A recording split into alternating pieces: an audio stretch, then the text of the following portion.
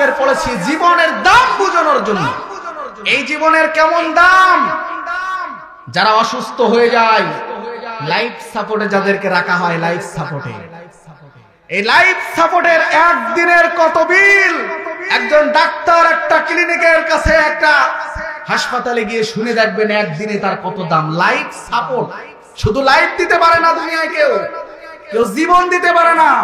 ওই সাপোর্ট আলা এক লাইফ দিয়ে তার যদি বিল এমন হয় যে আল্লাহ আমাদের সাপোর্ট ছাড়া লাইফ দিলেন, এই প্রতিদিনের জীবনের কত দাম, ঠিক কিনা বলেন? কোনদিন কি আজরাইল আলাইহিস সালাম বা জিবরাইল আলাইহিস সালাম আপনার কাছে কি বিদ্যুৎ বিলের মতো বিল নিতে আইছে না? যে আজকে সারা দিন তোমার জীবন দিয়েছি, তার জন্য তোমার এত টাকা বিল দিতে হবে, এমন বিল কি আমাদের দিতে বলেছেন? না। আল্লাহ পাক রব্বুল আলামিন রাত্রে বেলায় যখন আমরা চোখ বন্ধ করে ঘুমাই, এই রাতের বেলায় চোখ বন্ধ করে ঘুমানোর পরে চোর চুরি করে নিয়ে যায়, আমরা কিন্তু ঠিক পাই না। তার মানে এক নকল মৃত্যুর মতো থাকি। রাতের বেলায় যখন আমরা ঘুমাইলাম, রব্বে ইজ্জত ওয়াল জালাল যদি সকাল বেলায় আমার ঘুমখানা না ভাঙাই, তাহলে আল্লাহর জমিনে আর কোনদিন কিন্তু আমার দেখার কোনো শক্তি থাকবে না, ঠিক কিনা বলেন? দু চোখ বন্ধ করে ঘুমাইলাম, আজকের নিঃশ্বাসের কোনো বিশ্বাস নাই, এরপরও এ জমিনে আমরা থেকে জমিন যার আইন চলবে, তার কথা মতো সবকিছুই হবে। অথচ জমিনে আমরা এমন ভাবে চলি, ইয়া মাশারাল জিন্নি ওয়াল ইনসি ইরিস্তাতাতুম আন তানফুযু মিন আকতারিস সামাওয়াতি ওয়াল আরদ ফানফুযু লা তানফুযুনা ইল্লা বিসুলতান ফাবিআই আলাই রাব্বিকুমা তুকাজ্জিবান। আল্লাহ পাক রব্বুল আলামিন বলেন, যুবক যারা, এরা যখন রাস্তায় চলে, ইনিস্তাতাতুম আন তানফুযু মিন আকতারিস সামাওয়াতি ওয়াল আরদ, ওদের পা নাড়ানোর ভাব দেখলে মনে হয় ওরা জমিনকে ভেঙে নিচে চলে যেতে পারবে। মাথা নাড়ানোর ভাব দেখলে মনে হয় আসমানকে ওরা ফেটে ফেলবে। কিন্তু ফানফুজু, পারলে করো, লা তানফুজুনা ইল্লা বিসুলতান, আমি আল্লাহ যদি ক্ষমতা না দিই কশিন কালেও সম্ভব নয়। মক্কার নামে কসম খাওয়া যাবে না, মদিনার নামে কসম খাওয়া যাবে না, বাপমার নামে কসম খাওয়া যাবে না, বট গাছ আর তাল গাছ আর বেল গাছ পীরের নামে কারোর নামে কসম খাওয়া যাবে না। একমাত্র কসম খাওয়া হবে আল্লাহর নামে। আল্লাহ ছাড়া কারণ সামনে মাথা নত করা যাবে না, কসমও খাওয়া যাবে না, ঠিক কিনা বলেন? কসম খাওয়া যাবে না। কিন্তু আমার আল্লাহ পাক রব্বুল আলামিন গোটা কোরআনের ভিতরে বিভিন্ন সূরা এবং বিভিন্ন জায়গায় এমন জিনিসের কসম খেয়েছেন, আল্লাহর জমিনে সব থেকে দামি দামি জিনিসগুলোর ভিতরে আল্লাহর কাছে যে জিনিসটা সব থেকে বেশি দামি মনে হয়েছে, সেই জিনিসের আল্লাহ কসম খেয়েছে। সুবহানাল্লাহ। এখানে সূরা আসর, আসরের কসম খেয়েছেন। তার মানে আসর সময়, জীবন। আমার আপনার যদি জীবন, এই জীবন যদি না থাকে, কোনো দাম আছে? আপনার যদি জীবন না থাকতো, আপনি এখানে মাহফিল শুনতে আসতে পারতেন? এখানে যারা আসছে কবরের থেকে আসছে না? কেউ কিন্তু আসে নাই। তার মানে হলো জীবন না থাকলে কোনো দাম নয়। এই জীবন হলো সবকিছুর মূল। আমরা যে আল্লাহ পাক রব্বুল আলামিন একটা মানুষের ভিতরে জীবন যদি না থাকে, এই সময় আর জীবন হলো সব থেকে দামি। এই জন্য আল্লাহ দামি বস্তুর কসম খেয়ে বলেন, ওয়াল আসর ইন্নাল ইনসানা লাফি খুসর। সময়ের কসম, জীবনের কসম। আল্লাহ পাক রব্বুল আলামিন কোরআনে কারীমের এই সূরাটা, এই আসরের কসম, জীবনের কসম খেয়েছেন। ইমাম শাফি রাহমাতুল্লাহি আলাইহি বলেছেন, গোটা কোরআনের সূরা ফাতিহা থেকে নাস পর্যন্ত এই কোরআন খানার যদি একটা সূরাও না থাকতো, শুধু যদি সূরা আসর থাকতো, এই সূরা আসর থাকলে আর কিছুই লাগতো না। সূরা আসরের ভিতরে এমন কিছু বিষয় আলোচনা আছে, সুবহানাল্লাহ বলবেন না? সূরা আসর হলো এমন একটা সূরা, আমার ব্যক্তিগত রিসার্চে আমি যতটুকু বুঝেছি, সূরা আসর হলো একটা মেমোরি কার্ডের মতো, মেমোরি কার্ড, ছোট্ট একটা জিনিস, কিন্তু তামাম দুনিয়ার সব কিছু ওই মেমোরিতে থাকে, ঠিক কিনা বলেন? সব কিছু থাকে না। কত বড় একটা ওয়াজ, কত একটা মেমোরির ভিতরে ধরানো হয়েছে, ঠিক কিনা? কত কিছু থাকে তাতে, সারা দুনিয়া ধরা ওই মেমোরি কার্ডের কাছে। তেমনি আল্লাহ পাক রব্বুল আলামিন এই সূরা আসরের ভিতরে এত কিছু রাখছেন, তামাম 7 তবক আসমান আর জমিনের সব কিছু তাতে রয়েছে। এজন্য সূরা আসরকে আমরা বলতে পারি এটা একটা মেমোরি কার্ডের মতো, বলেন ঠিক কিনা? কোরআনের মেমোরি কার্ড হলো সূরা আসর, গোটা কোরআনের একটা মেমোরি কার্ডের মতো সূরা আসর। আমার ভাই বাবাজিরা, আজ দেখেন ভালো কাজে লোক পাওয়া যায় না, ঠিক কিনা? ভালো কাজে লোক পাওয়া যায় না। আজকের এই কয়জন লোক কেমন করা হবে কোরআনের আলোচনা শোনার জন্য? এত দাওয়াত লাগবে কেন? জান্নাতে কি আমরা যেতে চাই না? আমরা কি জান্নাতে যেতে চাই? আপনাদের কি ঘুম আসতেছে নাকি? কার তো কোনো সারা শব্দই বুঝতেছি না। বাগদার মানুষ তো সত্যি আছে গায়ে, আমি জানি। আপনারা যদি সারা শব্দ না দেন, উদাহরণস্বরূপ মনে করেন আপনি যখন হাঁটতেছেন, আপনাকে বলা হলো 1 মিনিটই কতটুকু হাঁটতে পারেন দেখা যাবে। হাতটা আপনার খুলে দেওয়া হয়েছে, হাত খুলে আপনি হেঁটে যাচ্ছেন। 1 মিনিটে আপনি যতটুকু হাঁটতে পারছেন, পরের বার আপনার হাত বাঁধে দেওয়া হলো। হাত বাঁধে দেওয়ার পরে 1 মিনিটে আপনি অতটুকু হাঁটতে পারবেন না। তার কারণ আপনার ওই পায়ের তালে তালে হাতটাও ঘুরবে, আপনার হাঁটার পাওয়ারটা একটু বাড়বে, ঠিক না বলেন? তেমনি শ্রোতা আর বক্তা এরাও হাত আর পার মতো। বক্তা কেমন যেন হেঁটে চলে যাচ্ছে, আর শ্রোতার যদি হাত নাড়ানোর ক্যাপাসিটি যদি না থাকে, তাহলে কিন্তু আগানো সম্ভব নয়। আমার ভাই বাবাজিরা, আল্লাহ পাক রব্বুল আলামিন এই কোরআনের মজমায় আমরা যারা থাকবো, রমজান তো প্রায় চলে আসছে, এই রমজানের আগ মুহূর্তে এত সুন্দর এক মজমায় আমরা যখন থাকবো, আল্লাহ পাক রব্বুল আলামিন আমাদের সগীরা গুনাহ খাতাকে আল্লাহ মাফ করে দিবে। সুবহানাল্লাহ। এই সুন্দর মজমা, এজন্য আমি কোরআনে কারীমের এমন একটা সূরা আমি আজকের পড়েছি জীবনের দাম বোঝানোর জন্য। এই জীবনের কেমন দাম, যারা অসুস্থ হয়ে যায়, লাইফ সাপোর্টে যাদেরকে রাখা হয়, লাইফ সাপোর্টে, এই লাইফ সাপোর্টের একদিনের কত বিল, একজন ডাক্তার একটা ক্লিনিকের কাছে, একটা হাসপাতালে গিয়ে শুনে দেখবেন একদিনে তার কত দাম। লাইফ সাপোর্ট, শুধু লাইফ দিতে পারে না দুনিয়ায় কেউ, কেউ জীবন দিতে পারে না।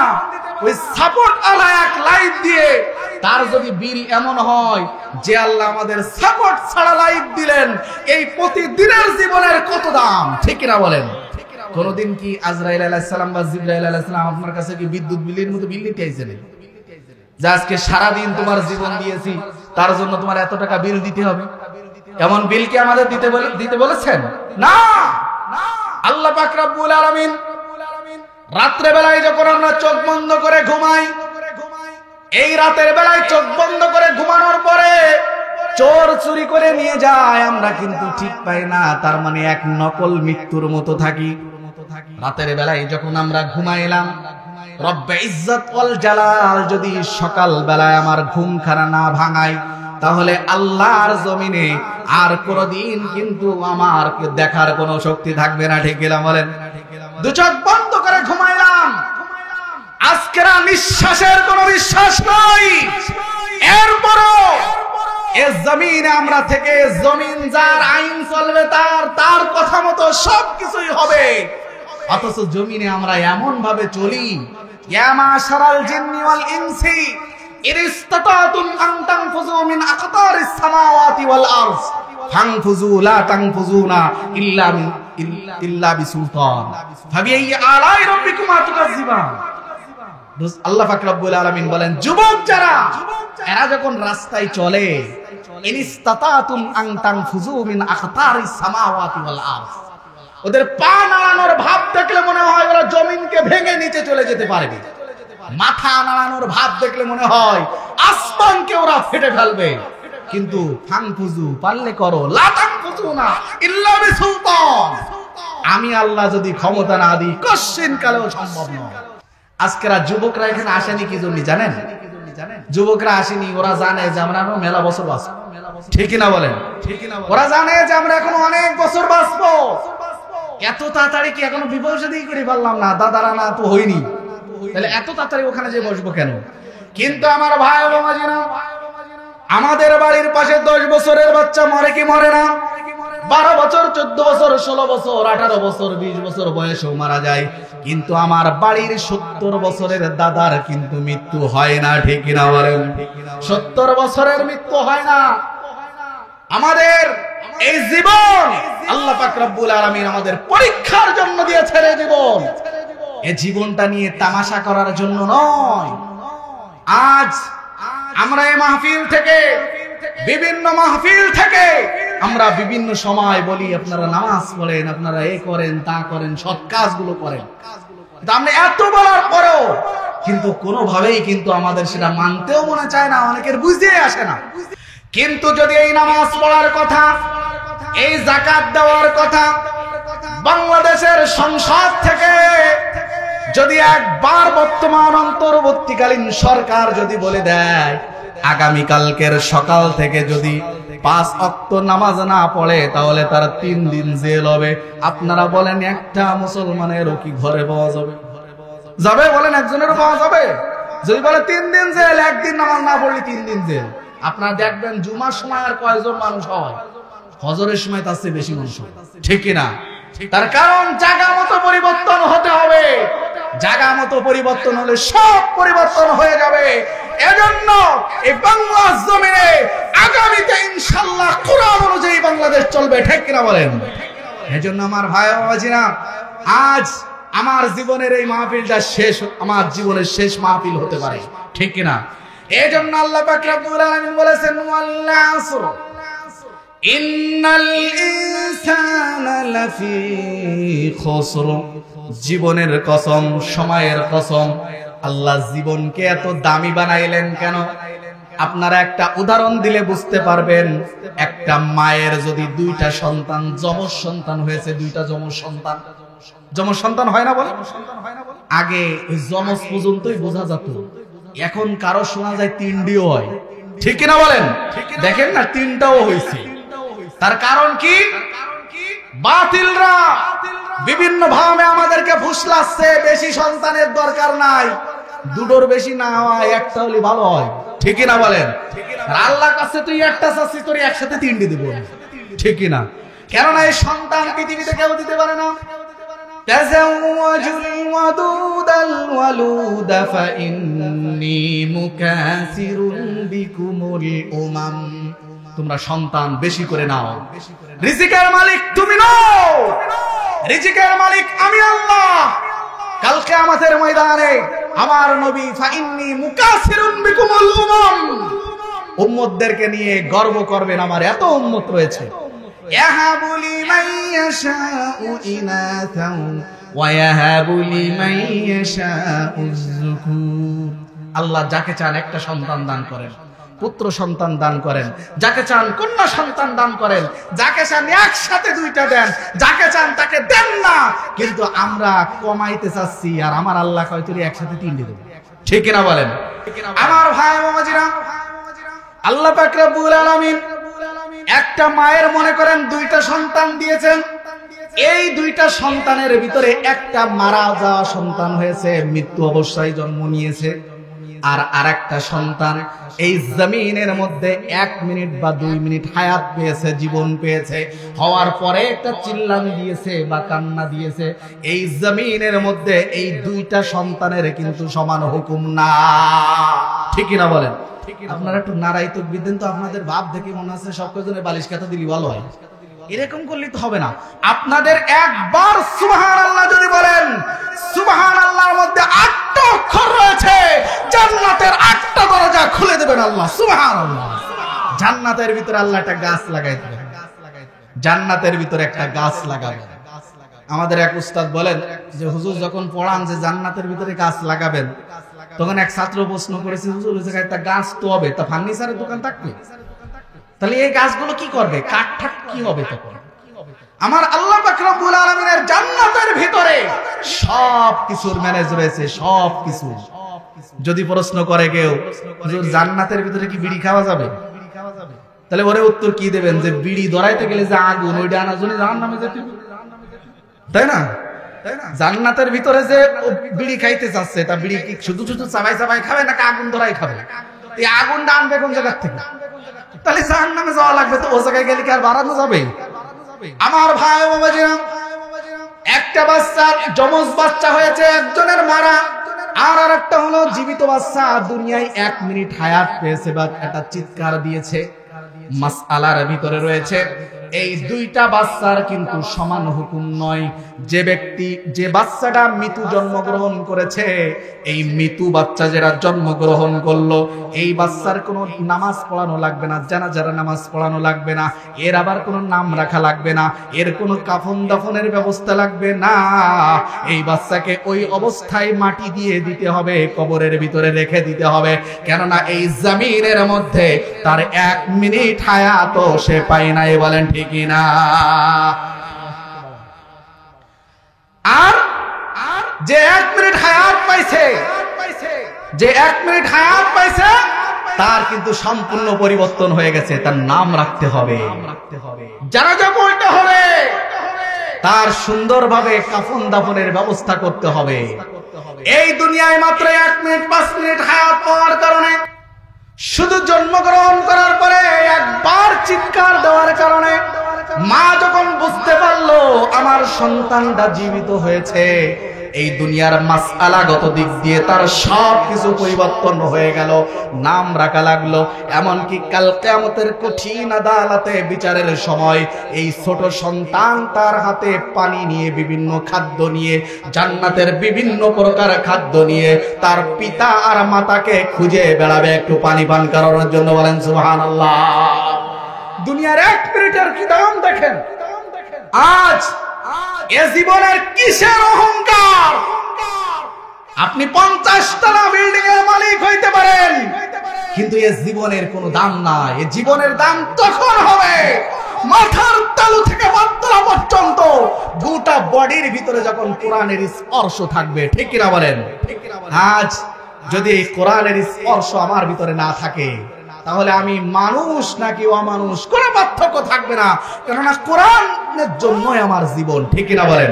কথার কথার বরযাত্রী গেছেন আপনি, কিন্তু বররে বাড়ি রেখে গেছেন।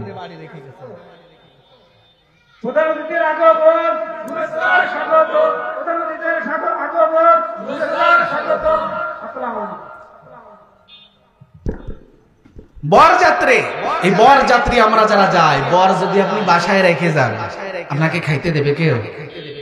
আপনি বর বাসায়, কথা বোঝেন? আপনারা কথা বোঝেন? বর বাসায় রেখে গেছেন, আপনারা 5 জন গেছেন, বেশি মানুষ যাননি, অল্প কয়জন। যে মেয়ে আলাদের বললেন যে আমরা তো বেশি মানুষ আসিনি, 5 জন আইছি, আমাদের একটু খাইতে দাও। খাইতে দেবে? কারণ কি? যার ওসিলায় আপনি খাবেন তাকেই তো বাসায় রেখে গেছেন। এই জমিনের মধ্যে, এই বাংলাদেশে বর্তমান প্রায় 4 লক্ষাধিক মসজিদ রয়েছে। প্রত্যেকটা মসজিদে 5 ওয়াক্ত রুসমে আযা রাহ গই রুহে বিলালি না রাহি, ফালসাফা রাহ গই তালকিনে গজালি না রাহি। বিলাল রাদিয়াল্লাহু তাআলা আনহু চলে গেছেন, কিন্তু 5 ওয়াক্ত মসজিদের মিনার থেকে যে আযান করা হয়, আল্লাহর নাম হয়, যারা আল্লাহর নাম নেয়, যারা কোরআনের পথে চলে, এরাই হলো এই জমিনের বরের মতো। এরা যতদিন জমিনে থাকবে ততদিন জমিন থাকবে, আর এই আল্লাহওয়ালা মুসলমানরা যতক্ষণ জমিনে থাকবে না ততক্ষণ কেমন জন্য বর শূন্য দুনিয়া আল্লাহ রাখবে না।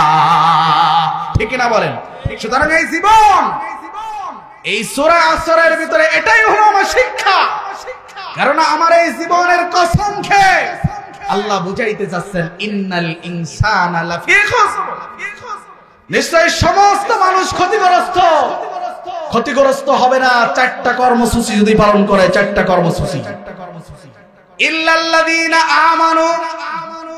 4টা কর্মসূচির মধ্যে 1 নম্বর কর্মসূচি হলো ইল্লাল্লাযীনা আমানু, যারা ঈমান আনবে।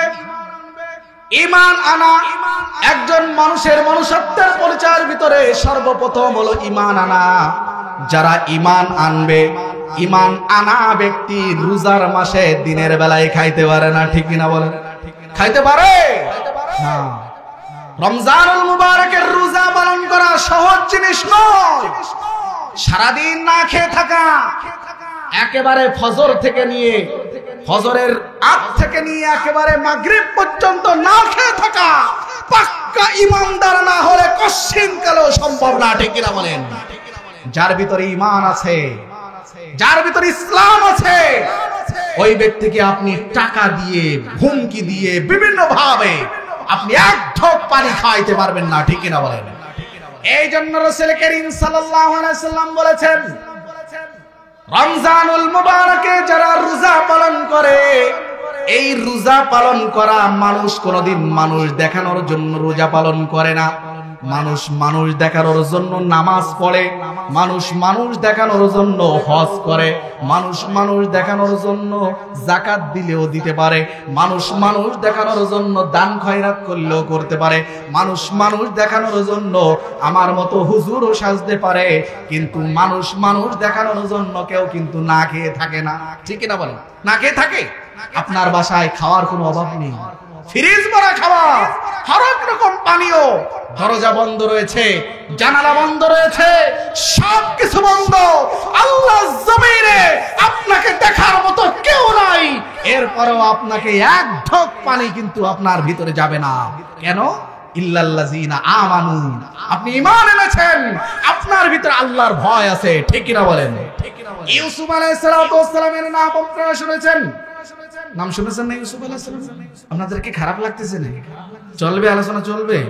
এখন তো সবে মাত্র মনে হয় 9:30 বাজে নাকি 9:40 বাজে। আলোচনা তো আজকে 1টা পর্যন্ত হবে নাকি?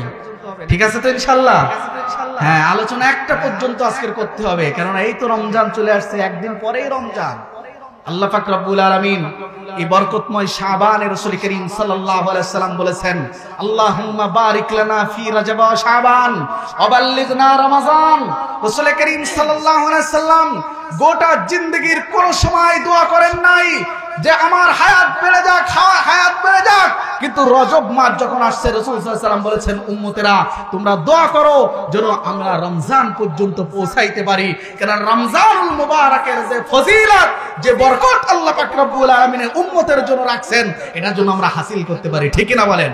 ঠিক এমন এক মুহূর্তে আজকের এই দ্বীনি মাহফিল, এখানে এসে আমরা ধন্য, ঠিক না বলেন? এজন্য ভাই আমাদেরা রমজানুল মুবারকের রোজা আল্লাহ এই পৃথিবীর মধ্যে সমস্ত প্রকার ইবাদত মানুষ মানুষ দেখানোর জন্য করতে পারে, কিন্তু রোজা এমন একটা ইবাদত যেটা মানুষ মানুষ দেখানোর জন্য করতে পারে না।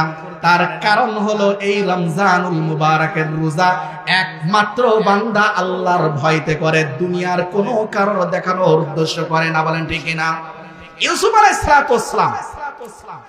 সালাতু ওয়াস সালাম জুলাইখা যখন বিভিন্ন জ্বালানো শুরু করলো, তখন ইউসুফ আলাইহিস সালাতু ওয়াস সালামকে নিয়ে যখন 7 দরজা পার হয়ে ভিতরে থাকলো, ভিতরে তার একটা ইবাদত গাহ আছে, ইবাদত খানা। এই ইবাদত খানার পরে একটা দরজা, সেখান থেকে আরেকটা দরজা, তারপরে আরেকটা দরজা, 7টা দরজা অতিক্রম করার পরে বাইরে আসা লাগে। এই সিকিউরিটি পূর্ণ ভিতরের যে রুমটা, এটা কেন? তার কারণ হলো এখানে জুলাইখার মাবুদ থাকে, জুলাইখার মাবুদকে সেখানে সংরক্ষণ করে রাখা হয়। এই সংরক্ষণ করা মাবুদের সামনে একটা কাপড় দিয়ে এবার ইউসুফকে বলতেছে জুলাইখা, এই ইউসুফ, মাবুদকে ঢেকে দিয়েছি, আর দেখতে পাবে না, যত আকামগুলো করব কেউ দেখতে পাবে না। নাউজুবিল্লাহ বলবেন? জুলাইখার মাবুদের উপর একটা কাপড় দেওয়ার পরে আর বলে কিছুই দেখতে পায় না। কিন্তু আমার আল্লাহ তো এমন নয়, 100 তলা বিল্ডিং এর ভিতরে একেবারে অন্ধকার রজনীতে, সমুদ্রের অতল গহীনের ভিতরে, বনের ভিতরে, আর গভীর রজনীতে, অন্ধকার রাতে বনের ভিতরে কালো কুসকুসি এক পিপিলিকা যদি নিলিবিড়ি করে আস্তে আস্তে বিড়বিড় করে চলে যায়, ওই পিপিলিকার প্রতিটা পায়ের শব্দ রব্বে ইজ্জাত ওয়াল জালালের কাছে একেবারে স্পষ্ট, বলেন ঠিক না? স্পষ্ট ভাবে সব জানতে পারেন। আজ খোলা আসমানের নিচে রব্বে করিম যেভাবে আমাদেরকে দেখছেন, ঘরের ভিতরে নিরিবিলি যা করবে সেটাও আল্লাহ দেখেন, ঠিক না? আমরা তো মনে করি টেবিলের উপর দিয়ে দেখেন, নিচের দিয়ে মনে হয় দেখে না, দেখে না? টেবিলের উপর দিয়ে যেভাবে দেখে, নিচ দিয়েও যেভাবে দেখে। আমরা তো বিগত সময়ে অনেক জালেমকে আমরা লক্ষ্য করে দেখেছি, জালেম জুলুম করেছে অনেক নীরবে, সে মনে করেছে বাংলার জমিনে কোনদিন আমার পাপ কেউ বুঝতে পারবে না, কিন্তু যাওয়ার পরে আস্তে আস্তে একেবারে পিছনের কাগজগুলো বাইরে আসা শুরু হয়েছে। ঠিক কিনা বলেন? দুনিয়ায় সামান্য এই ক্যামেরা, সামান্য এক মেধার জন্য যদি জালেমের জুলুম অল্প সময়ের মধ্যে প্রকাশ পায়, আর সে আজিমের মালিকের ক্যামেরা তো আরো স্পষ্ট। ঠিক কিনা? সন্দেহ আছে কারো?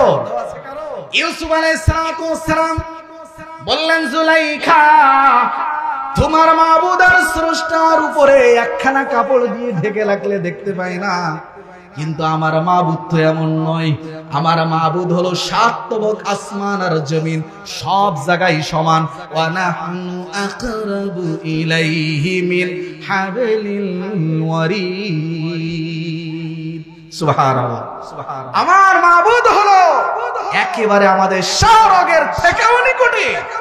আমার মাবুদের সামনে যখন আমি নামাজে দাঁড়াই, আমি যখন কোরআনের একটা আয়াত পড়ি, আমার আয়াতটা শেষ হওয়ার আগে আমার মাবুদ তো জবাব দিয়ে দেয়, as-salatu mi'rajul mu'minin।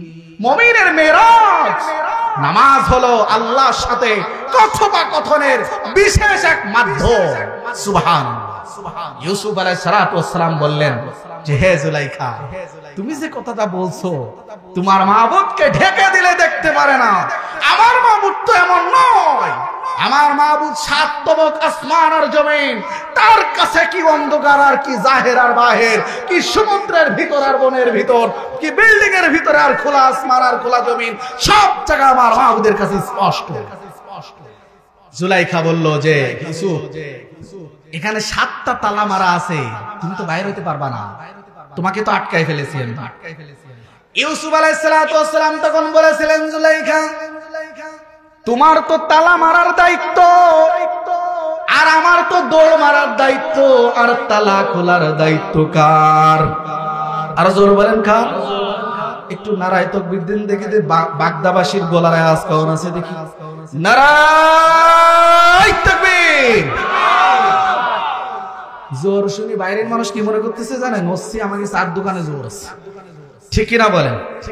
এই আল্লাহু আকবারের ধ্বনির এমন পাওয়ার, আজ পর্যন্ত ইসলামের শত্রু যারা রয়েছে সবাই একটা আওয়াজের ভয় পায়, প্রথম থেকে এই পর্যন্ত।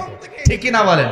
আল্লাহু আকবার দিয়ে 2-4 একটু মিছিল দেবেন, দেখবেন যে জাগের মনে একটু দুর্বলতা আছে, ওরা দোকানপাট বন্ধ দিয়ে এক সাইড শুরু করে যে না জানি এখন কারা আসছে। ঠিক কিনা বলেন? কেন? তার কারণ হলো এই আওয়াজ গৌর গোবিন্দর মসনদ তছনছ করে দিয়েছিল। এই আওয়াজ যতদূর পর্যন্ত আওয়াজ যায়, শয়তান বিদ্যুতের গতিতে সেখান থেকে পালিয়ে যায়। ঠিক কিনা বলেন? সুতরাং ভাই বাবাজিরা, আলোচনা আমরা লিমিট ক্রস করব না ইনশাআল্লাহ।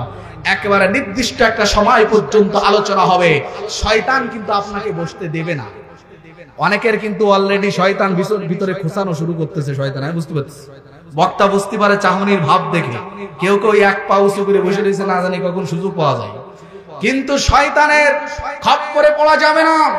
এই রাত প্রতিদিন আসবে না, 365 দিন পরে রাত আবার পাবেন। গতবার মাহফিলে যারা ছিল আজকে তারা নাই, আজকের মাহফিলে যারা আছে আগামী বছর তারা থাকবে, এই গ্যারান্টি কারোর কাছে নাই। ঠিক কিনা বলেন? এজন্য ভাই বাবাজিরা, আল্লাহ পাক রব্বুল আলামিন এই সুযোগটা আমাদের হাতে দিয়েছেন, এই সুযোগটা সদ্ব্যবহার করতে হবে। আজকের জীবনের যদি শেষ রাত হয়ে যায় এবং আজকের এই মাহফিলের একজনের হাত যদি রব্বে ইজ্জত ওয়াল জালালের দরবারে কবুল হয়ে যায়, ওই একজনের ওসিলায় আল্লাহ আমাদের জীবনের সব গুনাহ খাতাকে মাফ করে দিতে পারেন। বলেন ঠিক না? ইউসুফ আলাইহিস সালাম কি বললেন? যে হে জুলাইখা, তুমি তো বললে যে কেউ দেখবে না, তালা মারা আছে। তালা মারার দায়িত্ব তোমার, দৌড় মারার দায়িত্ব আমার, তালা খোলার দায়িত্ব আমার আল্লাহ। ইউসুফ আলাইহিস সালাম দৌড় মারলেন, একে একে 7টা তালা খুলে দিলেন। কে? আমার আল্লাহ। আমার আল্লাহ মুমিনের বিপদে সব সময় ভাবে সাথে থাকেন। আপনিও যখন সুন্দরভাবে ন্যায়ের পথে থাকবেন, আপনি বিপদে পড়লে ওই বিপদ থেকে উদ্ধার করার দায়িত্ব আমার আল্লাহ। ঠিক না? যাই হোক, ইল্লাল্লাযীনা আমানু, আল্লাহ পাক রব্বুল আলামিন সময়ের কসম কে বলেন? সমস্ত মানুষ ক্ষতিগ্রস্ত। তবে 4টি কর্মসূচি যারা দুনিয়ায় পালন করবে তারা কোনোদিন ক্ষতিগ্রস্ত হবে না। তার 1 নাম্বার হলো যারা ঈমান আনবে। 1 নাম্বার হলো ঈমান আনবে। বাপ মুসলমান, আব্দুল্লাহ ছেলে আব্দুর রহমান হইলেই কিন্তু মুসলমান হওয়া যায় না, ঠিক কিনা বলেন? গরুর গোশত খাইলেই কিন্তু মুসলমান হওয়া যায় না। বছরে একদিন ঈদের নামাজ পড়লেই কিন্তু মুসলমান হওয়া যায় না। ঈমান আর ইসলামকে পরিপূর্ণ না মানলে কাল কিয়ামতের কঠিন আদালতে পরিচয় দিলে কিন্তু ধরা খেয়ে যাব, বলেন ঠিক কিনা? যারা রমজানুল মুবারক পেয়ে রোজা পালন করলো না, রাসূল করিম সাল্লাল্লাহু আলাইহি ওয়াসাল্লাম বলেছেন ও ধ্বংস হয়ে যা।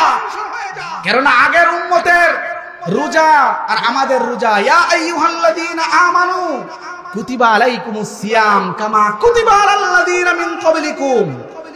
হে ঈমানদারগণ, তোমাদের উপরে যে রোজা ফরজ করা হয়েছে এটা শুধু তোমাদের উপরে নয়, তোমাদের পূর্ববর্তীদের উপরেও ছিল। কিন্তু পূর্ববর্তীরাও না খেয়ে থাকতো, তোমরাও না খেয়ে থাকো, কিন্তু তোমাদের ভিতরে বিশেষ কিছু পার্থক্য আছে। পার্থক্য কি? সে জামানার উম্মতরা রোজা পালন করত, কিন্তু তাদের শুধু রোজার সওয়াবই দেয়া হতো, অন্য কোনো সওয়াব দেয়া হতো না।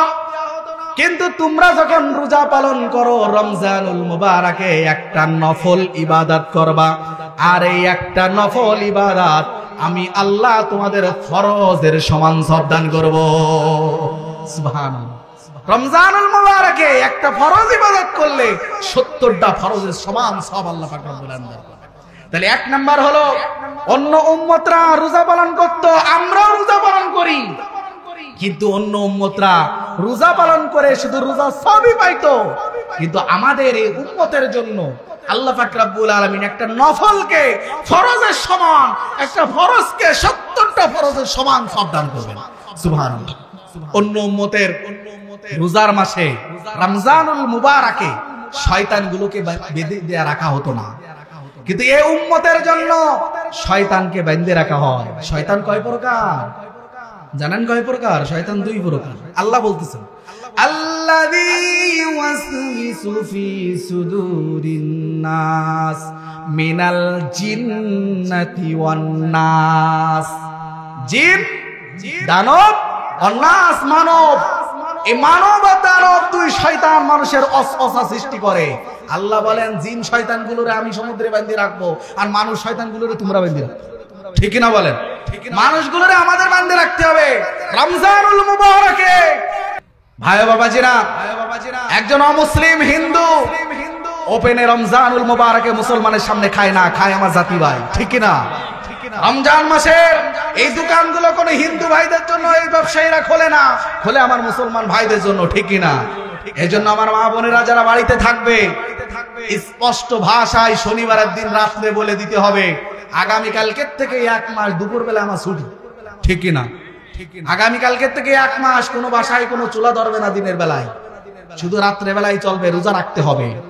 আমার ভাই বাবাজিরা, শয়তানগুলোকে আল্লাহ পাক রব্বুল আলামিন বেঁধে রেখে দেন যাতে রমজানুল মুবারকে আখির জামানার উম্মত নবী মুহাম্মদ আরবি সাল্লাল্লাহু আলাইহি সাল্লামের উম্মতেরা যাতে বেশি বেশি ইবাদত করতে পারে, শয়তান যাতে কোনো প্রকার ধোঁকা দিতে না পারে।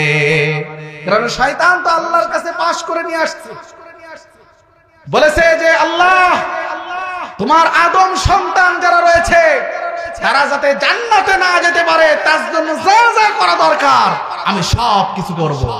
শয়তান কিন্তু আমাদের ভালো কাজগুলো করতে দেয় না, আমাদের ইচ্ছা থাকলেও বিভিন্ন ভাবে শয়তান আমাদেরকে আটকিয়ে দেয়। আমার ভাই বাবাজিরা, রমজানুল মুবারকে আরেকটা বিশেষ পুরস্কার হলো রমজানুল মুবারকে যখন রোজা পালন করে বান্দা রাস্তা দিয়ে চলাচল করে, এই রাস্তা দিয়ে চলাচল করার সময় গাছপালা, কীট পতঙ্গ, পশু পাখিগুলো সব তাদের জন্য রহমতের দোয়া করতে থাকে, বলেন সুবহানাল্লাহ। মাথার তালু থেকে মাথা পর্যন্ত গোটা অঙ্গ প্রত্যঙ্গগুলো কাল কিয়ামতের ময়দানে মেশকে আম্বারার এক দিব্যা হয়ে যাবে। মাথা নাড়াবে ঘ্রাণ বাইর হবে, হাত নাড়াবে ঘ্রাণ বাইর হবে, পা নাড়াবে, ঘিরান বাইর হবে। দরসুখুন মুখফি মানাম চুবুয়ে গুলদার বুরগে গুল, দরসুখুন মুখফি মানাম চুবুয়ে গুলদার বুরগে গুল, हर के दीदन मैले दारद दरसुखुन बीनद मुराब, ज़बाने यार मन तुर्की नमी दानम, अगर बूदे चखश बूदे ज़बानश बरदेहाने मन। কাল কিয়ামতের কঠিন আদালতে বিচারের সময় মুসলমান যারা রমজানুল মুবারকের রোজা পালন করবে, মাথার তালু থেকে পাতলা পর্যন্ত গোটা বডি তাকে আল্লাহ পাক রব্বুল আলামিন একটা মেশকে আম্বারের ডিব্বা বানাইবে। তার শরীর দিয়ে এত সুন্দর ঘ্রাণ বাইর হবে, সে যখন জবান দিয়ে কোনো কথা বলবে, সে যখন হাত নাড়াবে, পা নাড়াবে, এই ঘ্রাণ শুকেই সবাই বুঝতে পারবে এই রমজানুল মুবারকে রোজা পালন করেছে। বলেন সুবহানাল্লাহ। লিসাইমি ফারহাতান, ফারহাতুন ইনদা ফিতরিহি ওয়া ফারহাতুন ইনদা লিকাই রাব্বিহ। রাসূল করিম সাল্লাল্লাহু আলাইহি সাল্লাম বলেছেন, রোজাদারদের জন্য রমজানুল মুবারকে দুইটা আনন্দ আর খুশির মুহূর্ত আছে। কয়টা বলেন? দুইটা আনন্দ আর খুশির মুহূর্ত আছে। একটা হলো ফারহাতুন ইনদা ফিতরিহি, একটা হলো যখন ইফতারি করা হয়, ফিতরিহি ইফতারি করা হয়, অথবা ঈদুল ফিতরের দিন, ঈদের দিন দেখবেন যারা রমজানুল মুবারকে রোজা পালন করেছে, ওরা যখন ঈদের দিন নামাজ পড়তে আসে, তাদের মনের ভিতরে বুক ভরা এক আনন্দ কাজ করে। ঠিক কিনা বলেন? রমজানুল মুবারকে ইফতারি যখন আপনি সামনে নেন, মাত্র 2 মিনিট বাকি আছে, আপনার গড়িতে সময় হয়ে গেছে, কিন্তু মসজিদ থেকে এখনো মাইকে বলি নাই, এরপরেও কিন্তু গালে এক ঢোক পানি ওঠে না। ঠিক কিনা? তার কারণ কি? ওর ভিতরে এক ভিন্ন এক মজা আর আনন্দ কাজ করে। এই মজা আর আনন্দের জন্য রাসূল করিম সাল্লাল্লাহু আলাইহি সাল্লাম বলেছেন, বুঝতে হবে ওর রোজাকে আল্লাহ কবুল করে নিয়েছেন। সুবহানাল্লাহ। আমার ভাই বাবাজিরা, এই যে রমজান একদিন পরে আবার রমজান পাবো 1 বছর পরে, আমরা জীবনে কোনোদিন কেউ কিন্তু বলতে পারবো না আগামী রমজান পাবো কিনা। এজন্য এবার যে আমরা রমজান একদিন আছে পাবো কিনা জানি না, যদি এই রমজানুল মুবারকের রোজা পাই, তো সারা দিন রোজা রাখার পরে ওই ইফতারির সময় আনন্দ ঘন মুহূর্তে একবার যদি আল্লাহর কাছে আপনি যা চাইবেন, আল্লাহ পাক রব্বুল আলামিন সাথে সাথে আপনার কবুল করে নেবেন। সুবহানাল্লাহ, সাথে সাথে কবুল করে নেবেন।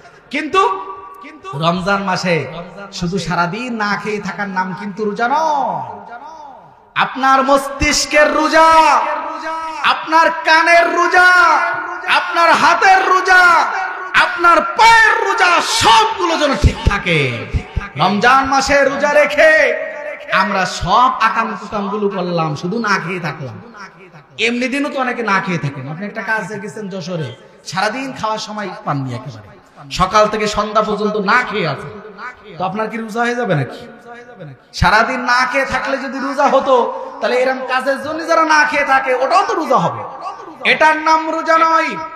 আমার ভাই বাবাজিরা, এই ইনদা ফিতরিহি ইফতারের সময় তার ভিতরে যে এক বিশেষ আনন্দ কাজ করে, এই আনন্দটা আমার আল্লাহর কাছে এত বেশি পছন্দ, এত বেশি পছন্দ। আল্লাহ পাক রব্বুল আলামিন ফেরেশতাদেরকে বলেন, ও ফেরেশতারা, আমি যখন মানুষ সৃষ্টি করি তোমরা বলেছিলে ইয়াসফিকুদ্দিমা, ওরা রক্তপাত ঘটাবে, ওরা মারামারি করবে, এই মানুষ সৃষ্টি করার দরকার নয়, কত ইবাদত লাগবে আমাদের বলেন, আমরা ইবাদত করব। এমনও ফেরেশতা আছে যারা কিয়ামত পর্যন্ত রুকুতে আছে, এমনও ফেরেশতা আছে যারা কিয়ামত পর্যন্ত সিজদায় রয়েছে। আল্লাহ এই জমিনকে যখন প্রথম সৃষ্টি করেন, সর্বপ্রথম জিন শয়তানদেরকে জমিনে বাস করতে দেন, কিন্তু শয়তান দুনিয়ায় এসে শুধু শয়তানি করে। আল্লাহ এবার ফেরেশতাদেরকে বলেন, তোমরা এই দুনিয়ায় যাও, শয়তানগুলোরে বাগানে পাঠাও, আর তোমরা এই মরুভূমির ভিতরে, তোমরা এই সমতল ভূমিতে তোমরা বসবাস করতে থাকো। ফেরেশতাও যখন এই জমিনের ভিতরে বসবাস করতে থাকে, এবার আল্লাহ পাক রব্বুল আলামিন চিন্তা ভাবনা করেন, এবার আমি খলিফা আর স্থলাভিষিক্ত হিসেবে এবার আমি এমন একটা জাতি সৃষ্টি করব যারা অন্যায় কাজও করবে, আবার খারাপ ভালো কাজগুলোও করবে। কিন্তু ভালো কাজ যখন করবে আর অন্যায় কাজ যখন করবে, অন্যায় কাজের করার পরে তওবা করলে আল্লাহ তার সমান পরিমাণ আল্লাহ সওয়াব দান করবে। সুবহানাল্লাহ। ফেরেশতা সেদিন বলেছিল যে আল্লাহ, এই মানুষ সৃষ্টি করার কি দরকার? কেননা আমরা তো আছি, কত ইবাদত লাগে আমরা করব, আমরা যত ইবাদত লাগে ইবাদত গুলো আমরা করব। কিন্তু আল্লাহ পাক রব্বুল আলামিন সেদিন বলেছিলেন, ও ফেরেশতারা, তোমরা তো শুধু তোমাদের আমি সৃষ্টি করেছি শুধু আমার হুকুম পালনের জন্য, কিন্তু ফেরেশতারা তো কোনো অন্যায় কাজ করে না। ফেরেশতারা কি চুরি করে নাকি? চুরি করে? ফেরেশতারা চুরি করে? আপনারা কি ঘুম পড়েছেন নাকি কথাই বুঝতে পারতেছেন না? ফেরেশতারা কি ডাকাতি করে? এই যে পরিমাণ চুরি ডাকাতি বেড়ে গেছে, কি ফেরেশতারা করতেছে? আমাদের মতো মানুষই করতেছে, ঠিক না বলেন? এই দেশ সোনার দেশ, ঠিক না বলেন? যতই চুরি করে, ডাকাতি করে, সন্ত্রাসী করে, অস্থিতিশীল করার তৈরি করো না কেন, এই বাংলাদেশ 35 লক্ষ উলামা ইকরামের দেশ, প্রায় 4 লক্ষ মসজিদ রয়েছে, 32,000 মাদ্রাসা রয়েছে। কোরআনের বদৌলতে অস্থিতিশীল করার চেষ্টা করলে আরশে আজিমের মালিক সহ্য করবে না, ঠিক না বলেন? আমার ভাই বাবাজিরা, আল্লাহ পাক রব্বুল আলামিন এই জমিনকে আমাদের সোনার ভূমি বানিয়েছেন, ঠিক না? এই জন্য এই জমিন আমরা পেয়েছি, এই সুন্দর মুহূর্ত আমরা পেয়েছি। এই সুন্দর মুহূর্ত পেয়ে যদি আল্লাহর হুকুম থেকে আমরা দূরে থাকি, তো আল্লাহ পাক রব্বুল আলামিনের কাছে কিন্তু আমরা জবাব দিতে পারবো না, ঠিক না? এই জন্য রাসূল করিম সাল্লাল্লাহু আলাইহি সাল্লাম এই রমজানুল মুবারক আমাদের চলে আসছে, লিসাইমি ফারাহাতান, রোজাদারদের জন্য দুইটা আনন্দ কোন মুহূর্ত, এই মুহূর্তটা আমাদের নিতে হবে। একটা ইফতারির সময় যখন আসবে, তখন একজন রোজাদার সারাদিন না খেয়ে থাকার পরে তার এই অনুভূতিটা, সেই ছাড়া এই পৃথিবীর মধ্যে আর কেউ সেটা বুঝতে পারে না, ঠিক না? আরটা হলো ফারহাতুন ইনদা ফিতরি ওয়া ফারহাতুন ইনদা লিকাই রাব্বি। আরেকটা মুহূর্ত হলো একটা কঠিন মুহূর্ত, যেটা কল্পনার জগতেও পাওয়া যাবে না। এই দুনিয়ায় আমার আল্লাহকে কি দেখা যায়?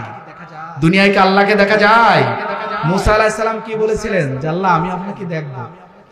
খুব অনুরোধ করেছিলেন। আল্লাহ কি বলেছিলেন? যে না, আমাকে দেখা যাবে না, আমাকে দেখা যায় না, কেননা তোমার চোখের যে পাওয়ার, এই পাওয়ারে আমার নূর দেখা যাবে না। আজকের এখানে যে কয় পাওয়ারের বাল্ব, এখানে যদি আরো 1000 গুণ বাড়িয়ে দেওয়া হয়, ওই দিকে তাকিয়ে একটা কিছুই কি দেখা যাবে বলেন? সামান্য দুনিয়ায় এই মানুষের ব্রেনে আবিষ্কৃত লাইট দিয়ে যদি এমন হয়, এই সামান্য মানুষের ব্রেনের আবিষ্কৃত লাইটের পর যদি দেখা না যায়, तमाम জাহানের 7 তবক আসমান আর জমিনের মালিক আরশে আজিমের মালিকের সেই কুদরতি নূরের সামান্য চোখ দিয়ে তো দেখা সম্ভব নয়, ঠিক কি না? মুসা আলাইহিস সালাতু ওয়াস সালাম বললেন যে আল্লাহ, আমি তাও দেখব। আল্লাহ পাক রব্বুল আলামিন বলেছিলেন, ওয়ালাকিন ইনজুর ইলাল জাবাল ফাইন ইসতাকাররা মাকানাহু ফাসাউফা তারানি। হে মুসা, এরপরেও যেহেতু তুমি আমাকে দেখতে যাচ্ছ, আমাকে দেখার জন্য ওই পাহাড়ের দিকে তাকাও। ওই পাহাড়ের দিকে তাকানোর পরে ওই পাহাড়ের দিকে দেখবা আমার নূরের একটু তাজাল্লি পড়বে, আর তাজাল্লি পড়ার পরে ওই পাহাড়টা যদি স্থির থাকে তো আমাকে দেখতে পাবে, আর ওই পাহাড় যদি স্থির না থাকে আমাকে দেখা কিন্তু কশ্চিন কালেও সম্ভব হবে না, ঠিক না? দেখতে পেয়েছিলেন? দেখতে পেয়েছিলেন? পাহাড় পুড়ে কয়লা হয়ে গেল।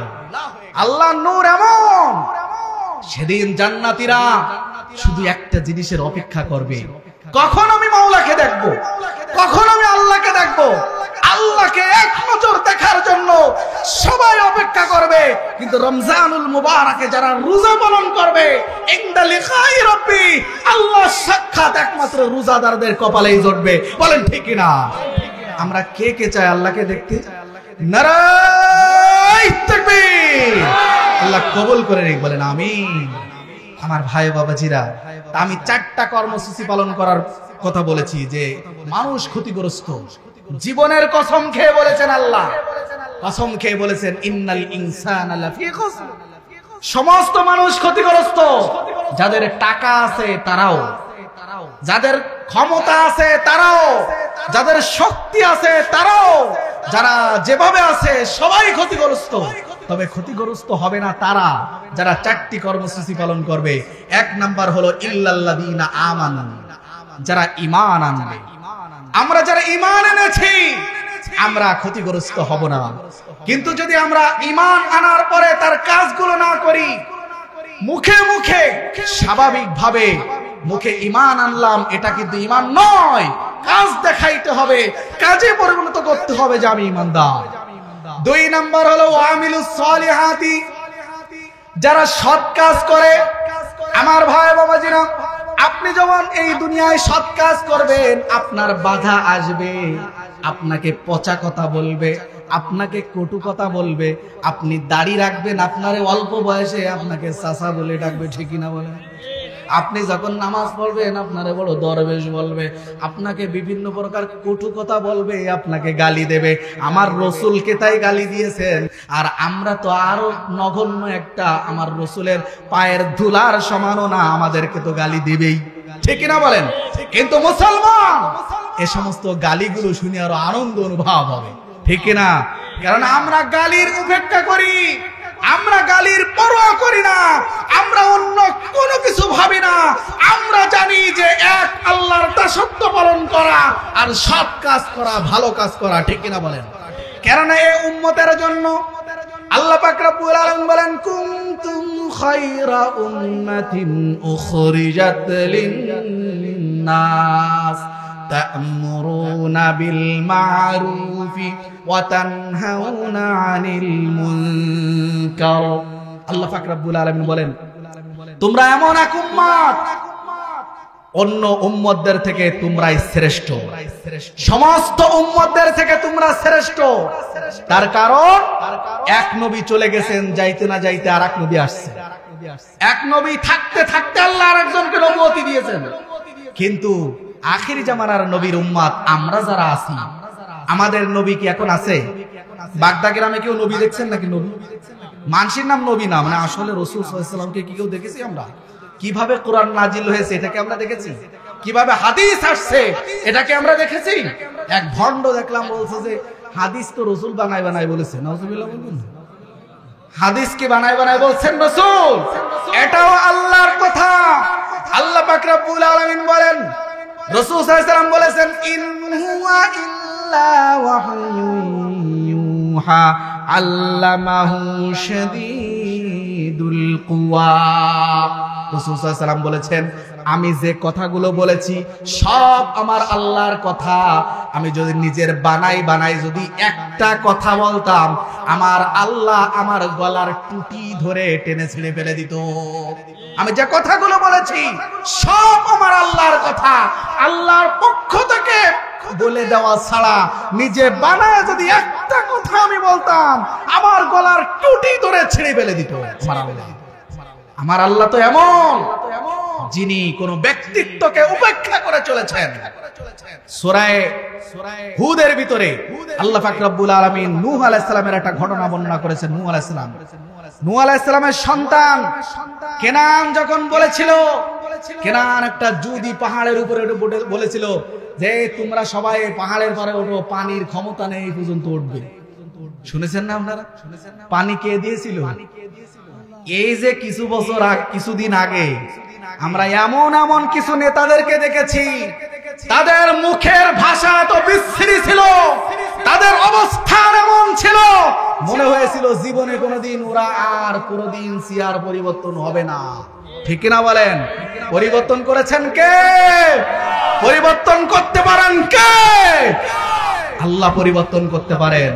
আমার আল্লাহর কাছে কে কয়দিন ক্ষমতায় থাকবে, কে কোন অবস্থায় থাকবে, লিমানিল মুলকুল ইয়াউম, সমস্ত বাদশা রাজারাজির রাজ সে আরশে আজিমের মালিক, তার সাথে কোন প্রকার পাঞ্চা লাগিয়ে এই পৃথিবীর ইতিহাসে ফিরাউন টিকতে পারে নাই, কেউ টিকতে পারে নাই, আজ পর্যন্ত না, ভবিষ্যতেও কেউ পারবে না, ঠিক না? নূহ আলাইহিস সালামের সন্তান বললেন, কে আছো তোমরা সবাই এখানে আসো, এই বন্যার পানির ক্ষমতা নাই এ পর্যন্ত উঠা। আমাদেরও দেখবেন অনেক নেতারা যখন ঝড় উঠে যায়, অনেক নেতারা দেখবেন যখন বন্যা এসে যায়, তখন আগে কিছু বলে না, আগে আস্তে আস্তে কথা কয়।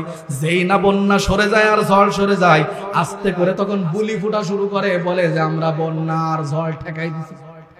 বলে কেন? বলে যে আমরা বন্যা ঠেকাই দিছি, ঝড় ঠেকাই দিছি, করোনার থেকে শক্তিশালী মোকাবেলা করেছি আমরা, মৃত্যুর সাথে পাঞ্জা লড়েছে অমুক নেতা, মৃত্যুর সাথে পাঞ্জা লড়ে উনি জিতে গেছে, এই কথা বলে নাউজুবিল্লাহ বলবেন না। মৃত্যুর সাথে পাঞ্জা লড়ে কয়দিন জিতবা? যে কয়দিন হায়াত আল্লাহর কাছে আছে ওই কয়দিন। আল্লাহ তো তোমার সুযোগ দিচ্ছে, আরো শয়তানি করো। তোমার যখন পরিপূর্ণ হয়ে যাবে, একটা সেকেন্ডও সময় দেওয়া হবে না। ওয়ালা ইউআখিরুল্লাহু নাফসান ইযা জাআ আজালুহা, সময় আসার পরে একটা সেকেন্ডের জন্য সুযোগ দেওয়া হবে না, ঠিক না বলেন? এজন্য আমার ভাই ও বাজিরা, এই নূহ আলাইহিস সালামের সন্তান কিনান অনেক নাফরমানি যখন শুরু করলো, নূহ আলাইহিস সালাতু ওয়াস সালাম তো নিজের সন্তান, তো জন্ম দেওয়া সন্তানের পরে যতই চোর হোক, ডাকাত হোক আর বাটপার হোক, যাই হোক না কেন, সে তো সন্তান। সন্তানের পরিচয় দিলে সামান্য একটু নরম হয়ে আসলে যত অন্যায় কাজ করুক না কেন, আল্লাহ এই পিতা মাতার ভিতরে এক ভাগ দয়াটা এমন ভাবে দিয়েছেন, শত অন্যায়কেও সেকেন্ডের ভিতরে বাপ মা ভুলে যায়, ঠিক না? কিন্তু বাপ মাকে কিন্তু সন্তান ক্ষমা করতে চায় না, ঠিক না? বাপ মাকে সন্তান ক্ষমা করতে চায় না। বাপ মার ঔরসে তাদের মাধ্যমে সন্তান দুনিয়া আসছে, সন্তানের মাধ্যমে কিন্তু বাপ মা আসে নাই। যুবক ভাইরা, আজকের এই নিয়ামত পিতামাতাকে পাওয়ার পরে দুনিয়ায় যদি পিতামাতার সঙ্গে অসৎ আচরণ করে, কাল কিয়ামতের কঠিন আদালতে বিচারের সময় এই দুনিয়ার একটা সিজদা আল্লাহর দরবারে কবুল হবে না, ঠিক কিনা বলেন? জান্নাতে যাওয়ার চাবি বানায় নিতে হবে নিজের বাপ মার দোয়া।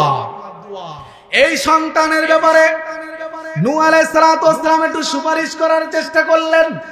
আল্লাহ পাক রব্বুল আলামিন বলেন, ইয়া নূহ ইন্নাহু লাইসা মিন আহলিক ইন্নাহু আমালুন গায়রু সালিহ। হে নূহ, কার ব্যাপারে তুমি দাবি জানাও যে তোমার সন্তান তোমার আহাল? কার ব্যাপারে দাবি জানাচ্ছ?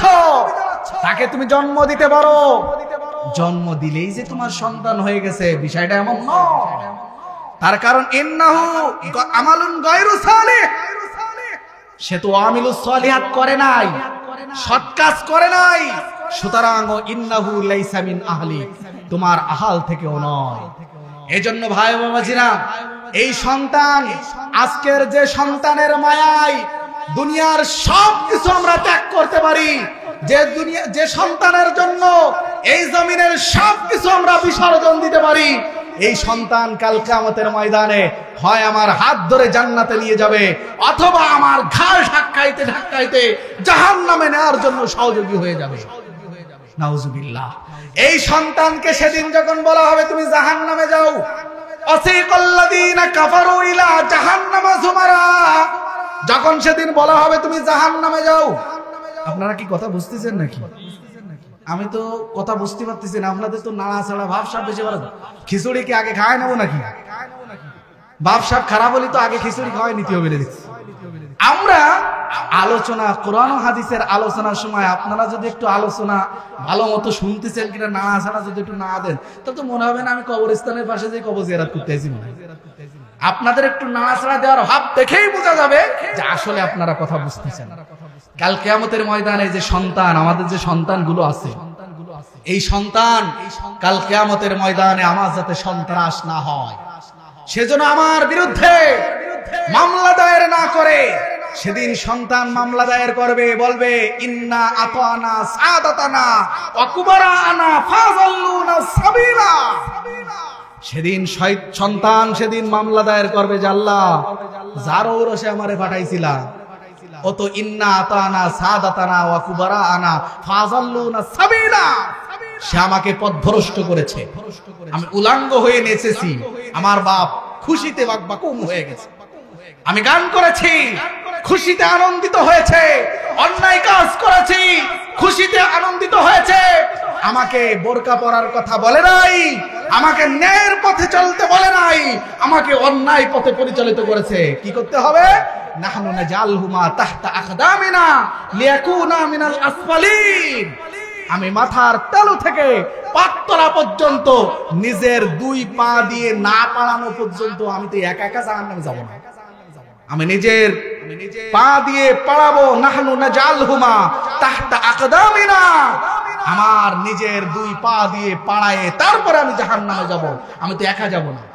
কিন্তু যদি আমার আপনার সন্তানগুলো দিনের পথে যদি থাকে, আমার আপনার সন্তানগুলো যদি ন্যায়ের পথে থাকে, এই সন্তান সেদিন যখন তাকে, যেদিন ইয়াউমা ইয়াফিরুল মারউ মিন আখি ওয়া উম্মিহি ওয়া আবি ওয়া সাহিবাতিহি ওয়া বানিহি, সেদিন সন্তান তার পিতার পরিচয় দিবে না, সেদিন পিতা তার সন্তানের পরিচয় দিবে না।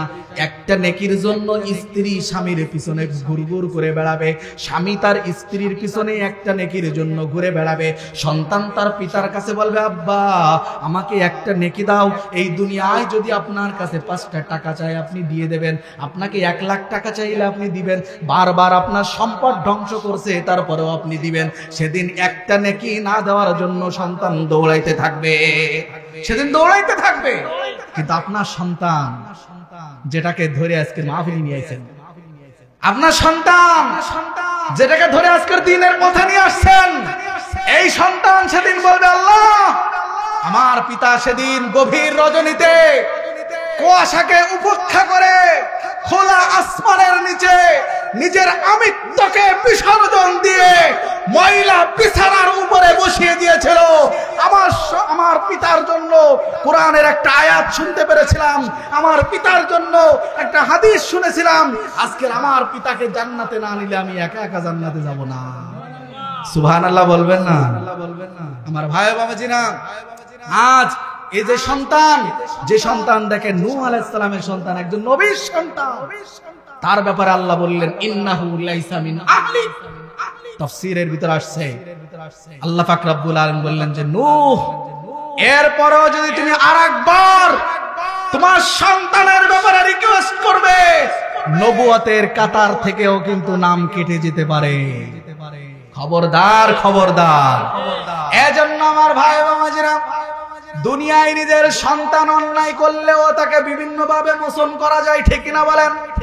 কোন ভাবে তার পাপ মোচন করা যায়, হালাল করার পদ্ধতিও বাইর করে বলে।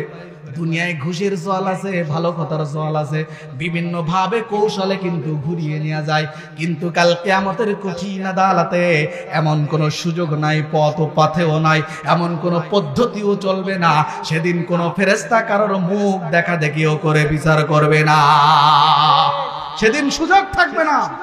যে কথা আমি বলছিলাম যে সৎ কাজ করা 2 নম্বর কর্মসূচি এই উম্মতের জন্য।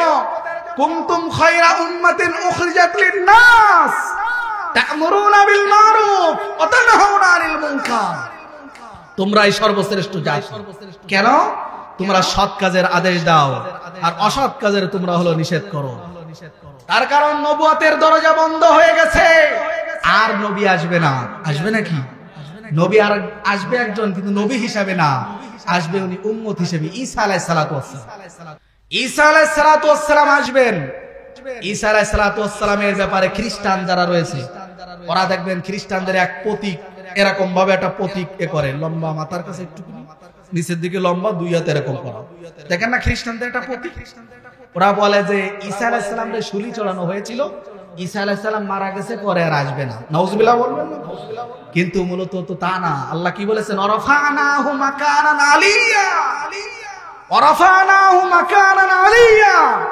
আমি ঈসাকে আমার কাছে নিয়ে গেছি, আর শেষ পর্যায়ে গিয়ে আখির জামানার নবীর উম্মত হিসেবে ইসলামের শেষ বিজয়ের জন্য আমি ঈসাকে আবার দুনিয়ায় পাঠাবো। আর বলে দিয়েছেন ইয়া'মুরুনা বিল মারুফ ওয়া ইয়ানহাউনা আনিল মুনকার। তোমরা সৎ কাজের আদেশ দিবা আর অসৎ কাজের বাধা দিবা, এটাই তোমাদের দায়িত্ব। কেননা তোমাদের পরে আর কোন নবী আসবে না। ঈসা আলাইহিস সালাতু ওয়াস সালাম আসবে, সে নবী হিসেবে না, উনি আসবে এই জামানার উম্মত হিসেবে আসবে। কাফেররা, সেই সময়কার মাতব্বার যারা, তারা বসে বৈঠক শুরু করলো কিভাবে ঈসাকে আক্রমণ করা যায়, মারা যায়। শয়তান বুড়ো মানুষের রূপ ধারণ করে তাদেরকে যে পরামর্শ দিল যে ঘরের ভিতরে তো ঈসারা আটকায় রাখিস, যদি পলান দিতে কি করবা না, মারবানে কি করে? শয়তান যে এভাবে একটা ধোঁকা দেওয়া শুরু করলো। তাদের ভিতর থেকে একজন বলল, ঠিক আছে তাহলে তুমি যাও, যে ঈসারে পাহারা দাও আর দেখো যে ঈসা আছে কিনা ভিতরে। ঈসা আলাইহিস সালাতু ওয়াস সালাম ভিতরে ছিলেন। আমার আল্লাহর বাইর করার জন্য কি দরজা লাগবে নাকি? আমার আল্লাহর বাহিরে করার জন্য জানালা লাগবে না, আমার আল্লাহর বাহির করার জন্য দরজার জানালা লাগে না, সব কিছু আটকানো রয়েছে। কিন্তু তার ভিতর থেকে আল্লাহর বিশেষ বাহিনী দিয়ে ওয়ারাফানাহু মাকানান আলিয়া, আমার আল্লাহ ওই ঘরের দরজা বন্ধ আর জানালা বন্ধ আর ভিতরে সম্পূর্ণ সুন্দর সিকিউরিটি দিয়ে আল্লাহ আরশে আজিমের মালিক ঈসা আলাইহিস সালামকে উপরে উঠিয়ে না। সুবহানাল্লাহ। কিন্তু যে আসছিল ওখানে, সে আসার পরে ঈসা আলাইহিস সালামের মাথার তালু থেকে পাততলা পর্যন্ত পুরা সূরাতটা আল্লাহ তার ভিতরে দিয়ে দিলেন, সম্পূর্ণ সূরাত তার ভিতরে দিয়ে দিয়েছে। দেওয়ার পরে ও দরজা খুলে বলে, এই ঈসা তো ভিতরে নেই, ও তো বলান দিছে, ঈসা তো ভিতরে নেই। এখন তার তো দেখা যায় ঈসা সম্পূর্ণ তো সে ওইভাবেই রয়েছে। থাকার পরে সবাই বলে, বাটপারি করার জায়গা পাও না, তুমি তো ঈসা, তুমি তো ঈসা, তুমি কিভাবে এভাবে কথা বলো? কিন্তু ওদের ভিতরে, ওদের ব্রেনে একটা জিনিসও আসলো না যে যদি এই ঈসা হবে তো যারে পাঠালাম সেটা কই, যারে পাঠালাম ওইটা কই, এটা যদি ঈসা হয় আমরা যারে পাঠালাম সে কই গেল? ঠিক কিনা বলে? কিন্তু তাদের ভিতরে বুঝ আসে নাই, কেননা আল্লাহ পাক রব্বুল আলামিনের পূর্ব থেকে এটা নির্ধারিত। আল্লাহ পাক রব্বুল আলামিন তার প্রিয় বান্দাদেরকে এভাবে যুগে যুগে বিভিন্ন ভাবে হেফাজত করেছেন। আল্লাহ পাক রব্বুল আলামিন ওই ঈসা আলাইহিস সালামের রূপটা যার ভিতরে দেয়া হলো তাকে হত্যা করে দিল তারা। আর আজও পর্যন্ত এই খ্রিস্টানের দলেরা, তারা আজও পর্যন্ত তারা বলে ঈসাকে মেরে দেওয়া হয়েছে। আর আমার আল্লাহ এই কোরআনের ভিতরে বলেন যে না না না, আমার ঈসা মারা যায় নাই, ওয়ারাফানাহু মাকানান আলিয়া, আমি আমার ঈসাকে আমার কাছে নিয়ে গেছি। আমি যদি কাউকে আরশে আজিমে নিতে চাই, আল্লাহর এই জমিনে কাউকে কেউ বাধা দেওয়ার ক্ষমতা রাখে না। ঠিক না? আলোচনা কি ছেড়ে দেবো না চলবে? একটু আওয়াজ কমে গেছে, তাহলে আমারও টাইম শেষের পথে নাকি? আচ্ছা যাই হোক, নির্দিষ্ট একটা সময়ের ভিতর ইনশাল্লাহ শেষ হয়ে যাবে। আপনাদের বিচলিত হওয়ার দরকার নাই, একেবারে জাস্ট একটা সময় ইনশাল্লাহ শেষ হয়ে যাবে। আপনাদের মোটেও ধৈর্যের বাদ ভাগবে না ইনশাল্লাহ। যে আলোচনা আমি করছিলাম যে উম্মতের জন্য নবুয়তের দরজায় তালা লেগে গেছে, আর নবী আসবে না, কোরআন নতুন করে নাজিল হবে না, দরজায় তালা বন্ধ, হাদিস আবার নতুন করে আসবে না। যদি কেউ আনতে চায় সেটা হবে বেদাত। ঠিক কিনা বলেন? কোরআন নির্ধারিত, হাদিস নির্ধারিত। এই কোরআনের একটা নুক্তার একটা অক্ষর পরিবর্তন করার ক্ষমতা আল্লাহ জমিনে কোন বেরেনি বিজ্ঞানিকার কোন গবেষক কারোর ক্ষমতা নাই। ঠিক কিনা? তামাম দুনিয়ার মানুষ আল্লাহ পাক রব্বুল আলামিন এই কোরআনকে এমন ভাবে হেফাজত করেছেন, একজন হাফেজে কোরআন রমজানুল মুবারকে গোটা 30 পারা কত সুন্দর ভাবে দাঁড়িয়ে তারাবি নামাজের তারাবি পড়িয়ে দেয়। তামাম দুনিয়ার থেকে যদি এই কোরআনের কফি গুলো যদি জ্বালিয়ে দেয়, আবার হাফেজে কোরআনরা এক জায়গায় বসে পড়ে আবার সুন্দরভাবে গোটা কোরআনকে লিখে দিতে পারেন। বলেন ঠিক কিনা? কেননা কোরআনকে পৃথিবী থেকে মুছতে গেলে হাফেজে কোরআনদেরকেও মুছে দিতে হবে। ঠিক কিনা? আপনারা এখন আমার বুকখানা ফেড়ে ফেলবেন, একটা অক্ষর লেখা দেখতে পাবেন না। ঠিক কিনা? এইটুকুন সিনার ভিতরে এই গোটা কোরআনকে কিভাবে লিখলো, কে লিখে দিল এটা? আল্লাহ পাক রব্বুল আলামিন এই কোরআনকে এভাবে সংরক্ষণ করে রেখেছেন। এই পৃথিবীর মধ্যে আরো যত কিতাব আছে, যত গ্রন্থ আছে, এভাবে মুখস্থ কেউ রাখতেও পারে না, এত মজাও কেউ পায় না। একটা সুন্দর পছন্দনীয় গান একবার শুনলে দ্বিতীয়বার শোনার পর আর ভালো লাগে না। ঠিক কিনা? কিন্তু কোরআনে কারীম এমন একটা কিতাব, সূরা ফাতিহা প্রতিদিন ইমাম সাহেবের ভিতরে শোনেন, তারাবির সময় একাধারে ঈশার সময় কতবার শোনেন, কিন্তু যতবার শোনে মনে হয় আরেকবার শুনি। ঠিক না বলেন? যতবার শোনে ততবার মনে হয় আরেকবার শুনি। কোরআনে কারীমের ভিতরে আল্লাহ এমন এক আকর্ষণ দিয়ে দিয়েছেন। কাদের জন্য? ওই যে 4টা কর্মসূচি যারা পালন করে। 1 নাম্বার হলো ঈমান আনা, 2 নাম্বার হলো আমিলুস সলিহাত, সৎ কাজ করা। এই সৎ কাজ করতে গেলে বাধা আসবে, বাধা আসার পরে কি করতে হবে সেটাও রাসূল সাল্লাল্লাহু আলাইহি ওয়াসাল্লাম বলে দিয়েছেন। মান কানা মিনকুম মুনকারান ফালইগাইরহু বিয়াদি ফাইল্লাম ইস্তাতি ফাবিলিসানি ফাইল্লাম ইস্তাতি ফাবিকলবি ওয়াযালিকা আযাফুল ঈমান। রাসূল কারীম সাল্লাল্লাহু আলাইহি ওয়াসাল্লাম বলেছেন, তোমরা যখন সৎ কাজ করবে, মাহফিল গুলো দিবে, মাহফিল হয়তো করতে দেবে না, সব কথা বলবে, বিশৃঙ্খলা সৃষ্টি করবে। যারা যেভাবে তোমাদেরকে বাধা দেওয়ার চেষ্টা করবে, কোনো বাধাকে তোমরা মানবে না, কেননা কোরআনের আওয়াজকে তোমরা বুলন্দ করার জন্য চেষ্টা করবে। তবে যদি বাধা আসে কি করবে? ফালইগাইরহু বিয়াদি, সম্ভব যদি হয়, শক্তি যদি তোমার থাকে, হাত দিয়ে প্রতিহত করে দেবে, বাধা তাদের উপেক্ষা করে চলবে। এটা যদি তোমাদের সম্ভব না হয়, তাহলে ফাইল্লাম নাস্তাতি ফাবিলিসানি, এ জাতীয় জবান দিয়ে বক্তব্য দিয়ে প্রতিবাদ করবে। সেটাও যদি না পারো, তাহলে ফাইল্লাম নাস্তাতি ফাবিকলবি, অন্তর দিয়ে তাদেরকে ঘৃণা করবে। এই ঘৃণাও যদি না করতে পারো, এই যে দেখেন বর্তমান সময়ে ডক্টর ইউনূস, আমাদের বর্তমান যে অন্তর্বর্তীকালীন সরকার প্রধান ডক্টর ইউনূস সাহেব, মুসলমান না বলেন? একজন মুসলমান। তিনি যে সমস্ত তার উপদেষ্টা মণ্ডলী রাখছেন, তারাও কিন্তু মুসলমান। এই যে কিতাব বই পুস্তক সংস্কার করার জন্য একজনের দায়িত্ব দিয়েছেন, সাজ্জাদ নাম, রাকাল রাহা এক আইডি দিয়ে উনি আমার রসুলের ইজ্জতের পরে হামলা করে, আমার রসুলের নিয়ে কটূক্তি করেছে। কত বড় দুঃসাহস! বাংলা জমিনে 91.5% মুসলিম রাষ্ট্র, এরকম একটা সংখ্যাগরিষ্ঠ মুসলিম কান্ট্রিতে থেকে বৈদেশিক দালালি করতে যায়। বাংলার মুসলমানরা মেনে নেবে? আর শাহিম থেকেও সরাসরি ফাইসালা হয়ে যাবে, ঠিক কিনা বলেন? আর এই জিনিসটা যদি আমার মনে কষ্ট না লাগে, আমি যদি কোনো দলের দালালি করে আমার মনের ভিতরে যদি চুল পরিমাণ যদি এটা কোনো কষ্ট না লাগে, তাহলে আমি শুধু যেমন তেমন নামধারী মুসলমান, আসলে কাল কিয়ামতের ময়দানে মুসলমান হিসেবে যখন পরিচয় দিব, আর সে আজিমের মালিক সেদিন কিন্তু মানবে না, সেদিন কিন্তু মানবে না। কাল কিয়ামতের ময়দানে আমার রাসূলের সুপারিশ ছাড়া একজন নবীর উম্মতরাও কথা বলতে সাহস পাবে না, ঠিক কিনা বলেন? সেদিন আদম আলাইহিস সালাতু ওয়াস সালামকে যাবে, আদম আলাইহিস সালামের কাছে গিয়ে সুপারিশ করার জন্য আবেদন জানাবে। আদম আলাইহিস সালাম বলবেন যে আমার সাহস নেই। এক এক নবীর কাছে যাবেন, ফিরাই দেবেন, আমার সাহস নেই। কোন নবী সেদিন সাহস করে পারবে না আরশ আজিমের মালিকের সামনে কথা বলে একটু সমাধান করতে পারে। সেদিন আমার নবী সাল্লাল্লাহু আলাইহি সাল্লাম সবার ব্যাপারে সেদিন সর্বপ্রথম সুপারিশ করবেন। আর এই উম্মতের ভিতরে যাদের সামান্য ঈমান থাকবে, আরশ আজিমের মালিকের কাছে সুপারিশ করবেন, আল্লাহ তারাকতু ফীকুম আমরাইন লান তাযিল্লু মা তামাসসাকতুম বিহিমা কিতাবাল্লাহ ওয়া সুন্নাত রাসূলিহি সাল্লাল্লাহু আলাইহি ওয়াসাল্লাম। আমি যখন ছেড়ে রেখে এসেছিলাম কোরআন আর হাদিসকে, আমাকে কোনোদিন দেখে নাই, আমার এই উম্মতরা কোনোদিন কিভাবে কোরআন নাযিল হয় তারা কোনোদিন দেখে নাই, কিভাবে হাদিসটা সংকলন করেছি কোনোদিন তারা দেখে নাই। তারা উলামা ইকরামের কাছ থেকে শুনেছে, আর শোনার পরেই তারা ঈমান এনেছে।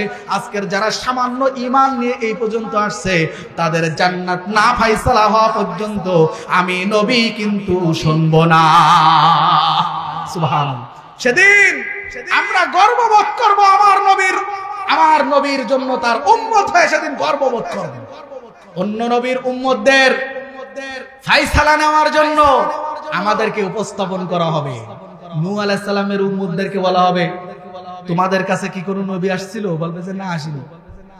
ইউসুফ আলাইহিস সালামের উম্মতদেরকে বলা হবে, বলবে যে না, আসেনি। সবাই অস্বীকার করবে। আমাদের কাছে বলা হবে গেছে নাকি যায়নি? আমরা বলবো গেছে, গিয়েছিল সেদিন। বলবে তোমরা তো পরে আসছো, জানলে কিভাবে? আমরা সেদিন বলবো ওয়াকাযালিকা জাআলনাকুম উম্মাতান ওয়াসাতাল লিতাকুনু শুহাদাআ আলান নাস।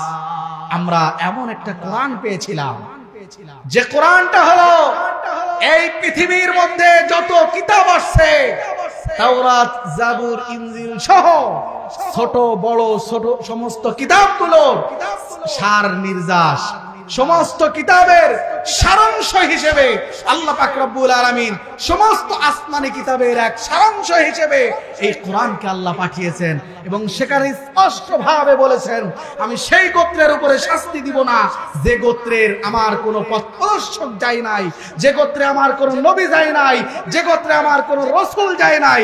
এজন্য আমরা বলে দিতে পারি নূহ আলাইহিস সালামের কাছেও গিয়েছিল, ইউসুফ আলাইহিস সালামের কাছে ইউসুফ আলাইহিস সালামও দাওয়াত দিয়েছেন, সব নবী দাওয়াত দিয়েছেন, অস্বীকার করার মতো সুযোগ সেদিন থাকবে না। ঠিক কিনা বলেন?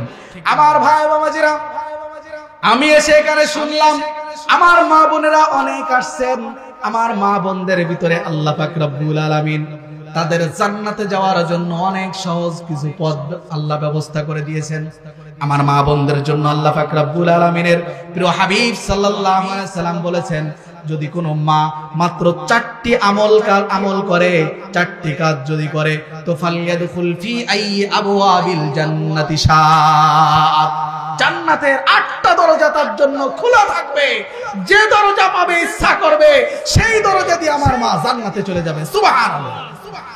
1 নাম্বার হলো আল মারআতু ইদা সাল্লাত খামসাহা, 2 নাম্বার হলো সামাত শারাহা, 3 নাম্বার হলো আহসানাত ফারজাহা, 4 নাম্বার হলো ওয়া আতাআত বালাহা।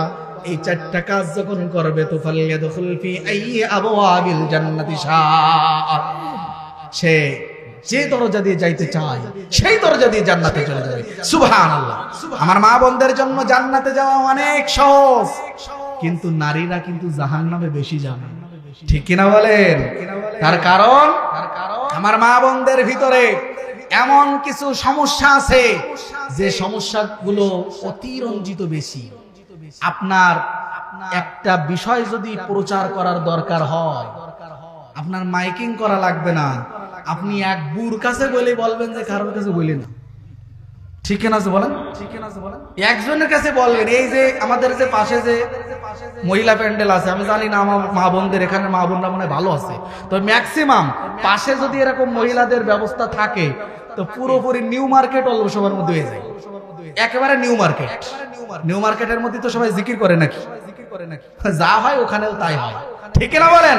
সুতরাং আমার মা বোনদের জান্নাতে যাওয়া একেবারে সহজ। আমার মা বোনদের জন্য বিশেষ কিছু নসিহত, মাত্র 4টি কাজ করতে পারলে কাল কিয়ামতের ময়দানে অসংখ্য অগণিত জাহান্নামী বেশি মা হওয়া সত্ত্বেও আমার ওই মাকে আল্লাহ পাক রব্বুল আলামিন ফাতেমা আয়েশার কাতারে জান্নাত নসিব করবেন। সুবহানাল্লাহ। 1 নাম্বার হলো আল মারআতু ইযা সাল্লাত খামসা, 5 ওয়াক্ত নামাজ পড়া। এটা তো শুধু মা বোনদের জন্য নাকি? আমাদের না তো? আমাদের লাগবে? আমাদেরও লাগবে, কিন্তু আমরা তো হয়ে গেছি বেশিরভাগই শুক্রবারের মুসল্লি আর নাই ঈদের নামাজের মুসল্লি। এই দুই দিন 5 ওয়াক্ত খুঁজে পাওয়া বড় মুশকিল। ঠিক কিনা বলেন? এই 5 ওয়াক্ত নামাজ পড়া আমার মা বোনদের 4টা আমলের ভিতরে 1 নাম্বার হলো আল মারআতু ইযা সাল্লাত খামসাহা, 5 ওয়াক্ত নামাজ তারা যদি পড়ে। 2 নাম্বার হলো ওয়াসামাত শাহরাহা, রমজানুল মুবারকের রোজা পালন করা। আমার মাদের যতটা রোজা রাখতে বলবেন 365টা রোজা রাখতে দেখবেন রাখবে, কিন্তু নামাজ পড়তে বলবে মাজায় ব্যথা। ঠিক না বলেন? তারে আপনি 500টা টাকা দিয়ে বলবেন এটা শাড়ি কিনে নিয়ে আসুন, সে হাইটি নবড়া বাজার, কিন্তু আপনি বলবেন নামাজ পড়ার জন্য বসে পড়ি নামাজ পড়বে, বলবে যে আমার মাজায় ব্যথা। রোজা রাখতে পারে বলো, কিন্তু নামাজ পড়তে গেলে একটু মাজায় ব্যথা লাগে। ঠিক না বলেন? কিন্তু এই রাসূল সাল্লাল্লাহু আলাইহি ওয়াসাল্লাম বলেছেন রমজানুল মুবারকে রোজা পালন করা, 5 ওয়াক্ত নামাজ পড়া। 3 নাম্বার হলো ওয়া আহসানাত ফারজাহা, অনেক গুরুত্বপূর্ণ জিনিস নিজের সতীত্বকে হেফাজত করা। আজ দেখা যায় পর্দার নামে সারা পৃথিবীতে বোরকা নিয়ে যে ফিতনা চলছে, এক একটা নাম নিয়ে ডিজাইন দিয়ে বিভিন্ন প্রকার বোরকা। আমরা যে পাঞ্জাবি পড়তেছি সেই রাসূল সাল্লাল্লাহু আলাইহি ওয়াসাল্লাম থেকে আজ পর্যন্ত আমাদের জামার নাম পাঞ্জাবি। ঠিক না বলেন? আর কোনো কিছু আছে না?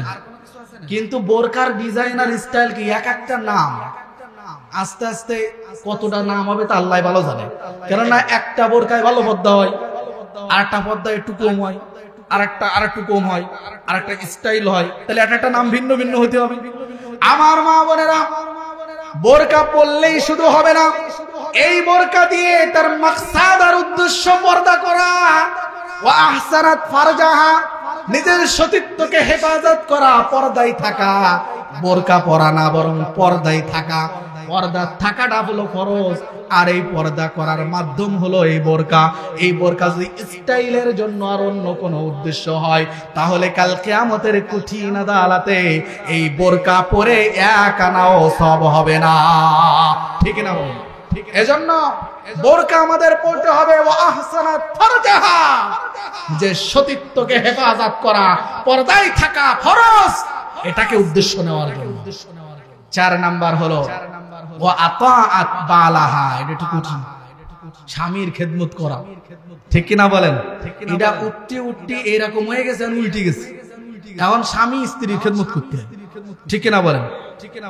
বিবাহ দেওয়ার সময় শ্বশুর বলে দেয় যে আমার তো একটা মেয়ে, মেলা আদরের, জীবনে কোনোদিন বাড়ি কাপড় চোপড় কাচিনি, তার মানে আগেতে হিংস দিয়ে দেয়, তুমি একটু কাপড় কেচি দিই। ঠিক না বলেন? আপনারা বুঝতেছেন না আমার কথা? ছাড়িয়ে দিবা নাকি? তো এবার দোয়া হবে না, আর অল্পটা সময়, আর মাত্র অল্পটা সময় একটু আমার সাথে নড়াচড়া করেন, অল্পটা সময়। এই শ্বশুর আস্তে আস্তে একটু হিংস দিয়ে দেয় যে আমার সন্তান জীবনে ভাত রান্না করে খায়নি, তার মানে কি আমরা ভাত রান্না করে খাওয়াবো? তাই সবকিছু পাল্টে গেছে, সবকিছু পাল্টে গেছে। স্বামী তার স্ত্রীকে দেবে হচ্ছে মোহর দিয়ে নিয়ে আসবে, আর এখন যেই সমান অধিকার বলতেছে এস আই মোহর, আর ও কয় দাও যৌতুক। পাল্টাপাল্টি। 1.5 লাখ টাকা তুমি মোহর তোমার, আর ও কয় যে তাহলে ঠিক আছে তুমি 1.5 লাখ টাকার মোটরসাইকেল দিতে, সমান সমান। ঠিক কিনা বলেন? আমার ভাই ও বাবাজিরা, এই যৌতুকের এই জিনিসটা নিয়ে আপনি যতদিন ওই মোটরসাইকেলে চড়লেন, যারা নিছেন তারা একটু তওবা কালাম করে মাফ টাফ চাই করবে, কারণ কখন অ্যাক্সিডেন্ট হয়ে যায় ঠিক করা যায় না। ঠিক কিনা বলেন? ঝগড়া করে ওই মোটরসাইকেলে উঠবেন, আপনি যতদূর পর্যন্ত যাবেন সারা পথ বদদোয়া শেষ হয়ে যাবে। আমার বাপের মোটরসাইকেল দিয়ে আমার গায়ে দাও, এত বড় সাহস!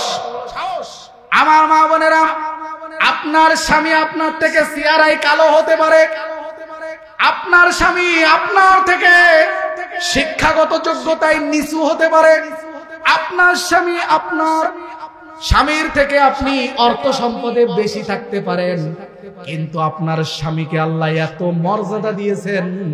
লাউ কুনতু আমরুকুম আন তাসজুদা লিইমরাতিহি, তিরমিজি শরীফের ভিতরে রাসূল সাল্লাল্লাহু আলাইহি ওয়াসাল্লাম বলেন, এই জমিনের মধ্যে আমি যদি আল্লাহ ছাড়া অন্য কোনো কাউকে যদি আমি বলতাম যে তোমরা অমুকের সামনে সিজদা করো, আমি আল্লাহ ছাড়া যদি অন্য কারোর সামনে আমি মাথা নত করতে বলতাম, তো দুনিয়ার সমস্ত স্ত্রীদেরকে বলে দিতাম তোমরা তোমাদের স্বামীর পায়ে সিজদায় পড়ে যাও। অনুমতি আছে? সিজদা দেওয়া যাবে? কার সামনে মাথা নত হবে? এক আল্লাহ ছাড়া অন্য কারোর সামনে মাথা নত করা ইসলামী শরীয়তে জায়েজ নাই। ঠিক কিনা বলেন?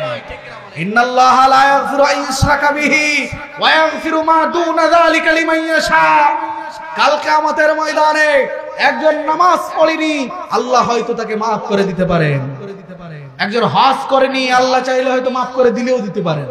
কিন্তু আল্লাহর সাথে যদি কেউ শিরিক করে, এক আল্লাহ ছাড়া যদি আর কাউকে আল্লাহ মানে, পীরের পায়ে যদি সিজদা দেয়, অন্য কারোর সামনে যদি মাথা নত করে, বিশ্বাস যদি করে যে আল্লাহ ছাড়া অন্য কারোর সামনে মাথা নত করা যায়, এই গুনাহ আল্লাহ কশিন কালেও ক্ষমা করবে না। ঠিক না বলেন? সন্দেহ আছে কারোর? ক্ষমা হবে না, কারোর ক্ষমা হবে না। যাই হোক আমার মা ও বোনেরা, এজন্য আমার মা বোনদের জন্য বিশেষ নসিহত। 1 নাম্বার নামাজ পড়া, 2 নাম্বার রোজা রাখা, 3 নাম্বার হলো পর্দায় থেকে সতীত্বকে হেফাজত করা, আর 4 নাম্বার হলো স্বামীর খেদমত করা। দুনিয়ায় যদি কোনো স্বামী মারা যায় আর স্ত্রী যদি জবান খুলে যদি একবার বলে আমার স্বামী এত ভালো ছিল, আল্লাহ তুমি আমার স্বামীকে মাফ করে দাও, আর স্বামী যদি তার স্ত্রীর জন্য দোয়া করে, এই সার্টিফিকেটের কারণে আল্লাহ তার জীবনের গুনাহ খাতাকে আল্লাহ মাফ করে দিবেন। কেননা স্বামীর খবর স্ত্রীর থেকে আর কেউ জানে না। ঠিক কিনা বলেন? আমার কাছে অমুক পীর হইল, মুরিদরা আমরা সবাই জানি পীর, কিন্তু বাড়ি যিনি থাকেন ওনার থেকে বেশি কিন্তু কেউ জানে না। ঠিক কিনা? সব জাহের বাহের তার কাছে, আম্মা জান আয়েশা সিদ্দিকা রাদিয়াল্লাহু তাআলা আনহাকে জিজ্ঞাসা করা হয়েছে রাসূলের চরিত্রটা কেমন ছিল, কেননা আম্মা জান আয়েশার থেকে তো আর কেউ বেশি জানবে না, ঠিক কি না? আমার রাসূলের চরিত্র বর্ণনা করতে গিয়ে আম্মা জান আয়েশা সিদ্দিকা রাদিয়াল্লাহু তাআলা আনহা বলেছেন খুলুকুহু আল কুরআন। আমার রাসূলের চরিত্র ছিল হলো কোরআন। আমার রাসূল ছিলেন জীবন্ত কোরআনের মতো। সূরা ফাতিহা থেকে নাস পর্যন্ত 6666 আয়াত, 30 পারা 114টা সূরা যা তোমরা দেখো এর জীবন্ত কোরআন ছিল আমার রাসূল। সুবহানাল্লাহ। সুতরাং আম্মা জান আয়েশা সিদ্দিকা রাদিয়াল্লাহু তাআলা আনহা আমার রাসূলের ব্যাপারে যে ঘোষণা দিলেন নিজের স্ত্রী ভিতরে থেকে, আর যদি এই জমিনে আমার রাসূলের চরিত্র নিয়ে কেউ যদি কথা বলে পিঠের চামড়া থাকবে না, ঠিক না বলেন? কেননা চ্যালেঞ্জ দিয়েছেন কে? আমার আল্লাহ। ওয়া ইন্নাকা লাআলা খুলুকিন আযীম, ওয়া ইন্নাকা লাআলা খুলুকিন আযীম। আমার নবীর চরিত্র হলো উত্তম চরিত্রের মূর্তি প্রতীক। আমার চরিত্র রাসূলের চরিত্র হলো সবার কাছে এক গ্রহণযোগ্য। আমার রাসূলের চরিত্রের চুল পরিমাণ কোন প্রকার দোষ কেউ ধরার ক্ষমতা আল্লাহর জমিনে কিয়ামত পর্যন্ত কেউ থাকবে না। সুতরাং সেই নবীর উম্মত আমরা। আর অল্প 5 মিনিটের ভিতরে আমি আমার কথাকে গুছিয়ে নিয়ে আসব। আমি কোরআনে কারীমের যে সূরাটা পড়েছি, সূরা আসরের ভিতরে সূরা আসরের কসম খেয়ে, জামানের কসম খেয়ে, এই কালের কসম খেয়ে, জীবনের কসম খেয়ে আল্লাহ বলেছেন সমস্ত মানুষ ক্ষতিগ্রস্ত, কিন্তু 4টি কর্মসূচি যারা পালন করবে তারা ক্ষতিগ্রস্ত কোনদিন হবে না। কে বলেছেন? কে? আল্লাহ। সন্দেহ আছে কারো? ক্ষতিগ্রস্ত হলেও তো হতে পারে নাকি? না, হবে না, কারণ আমার আল্লাহ বলেছেন। সুতরাং ক্ষতিগ্রস্ত হবে না, এটাই ফাইনাল। 1 নাম্বার ইল্লাল্লাযীনা আমানু, যারা ঈমান আনবে। আমরা ঈমান এনেছি না? বলেন, ঈমান না আনলে কি কষ্ট করে এখানে বসতাম? ঈমান আনছি, ঈমানের তাড়না এসেছে।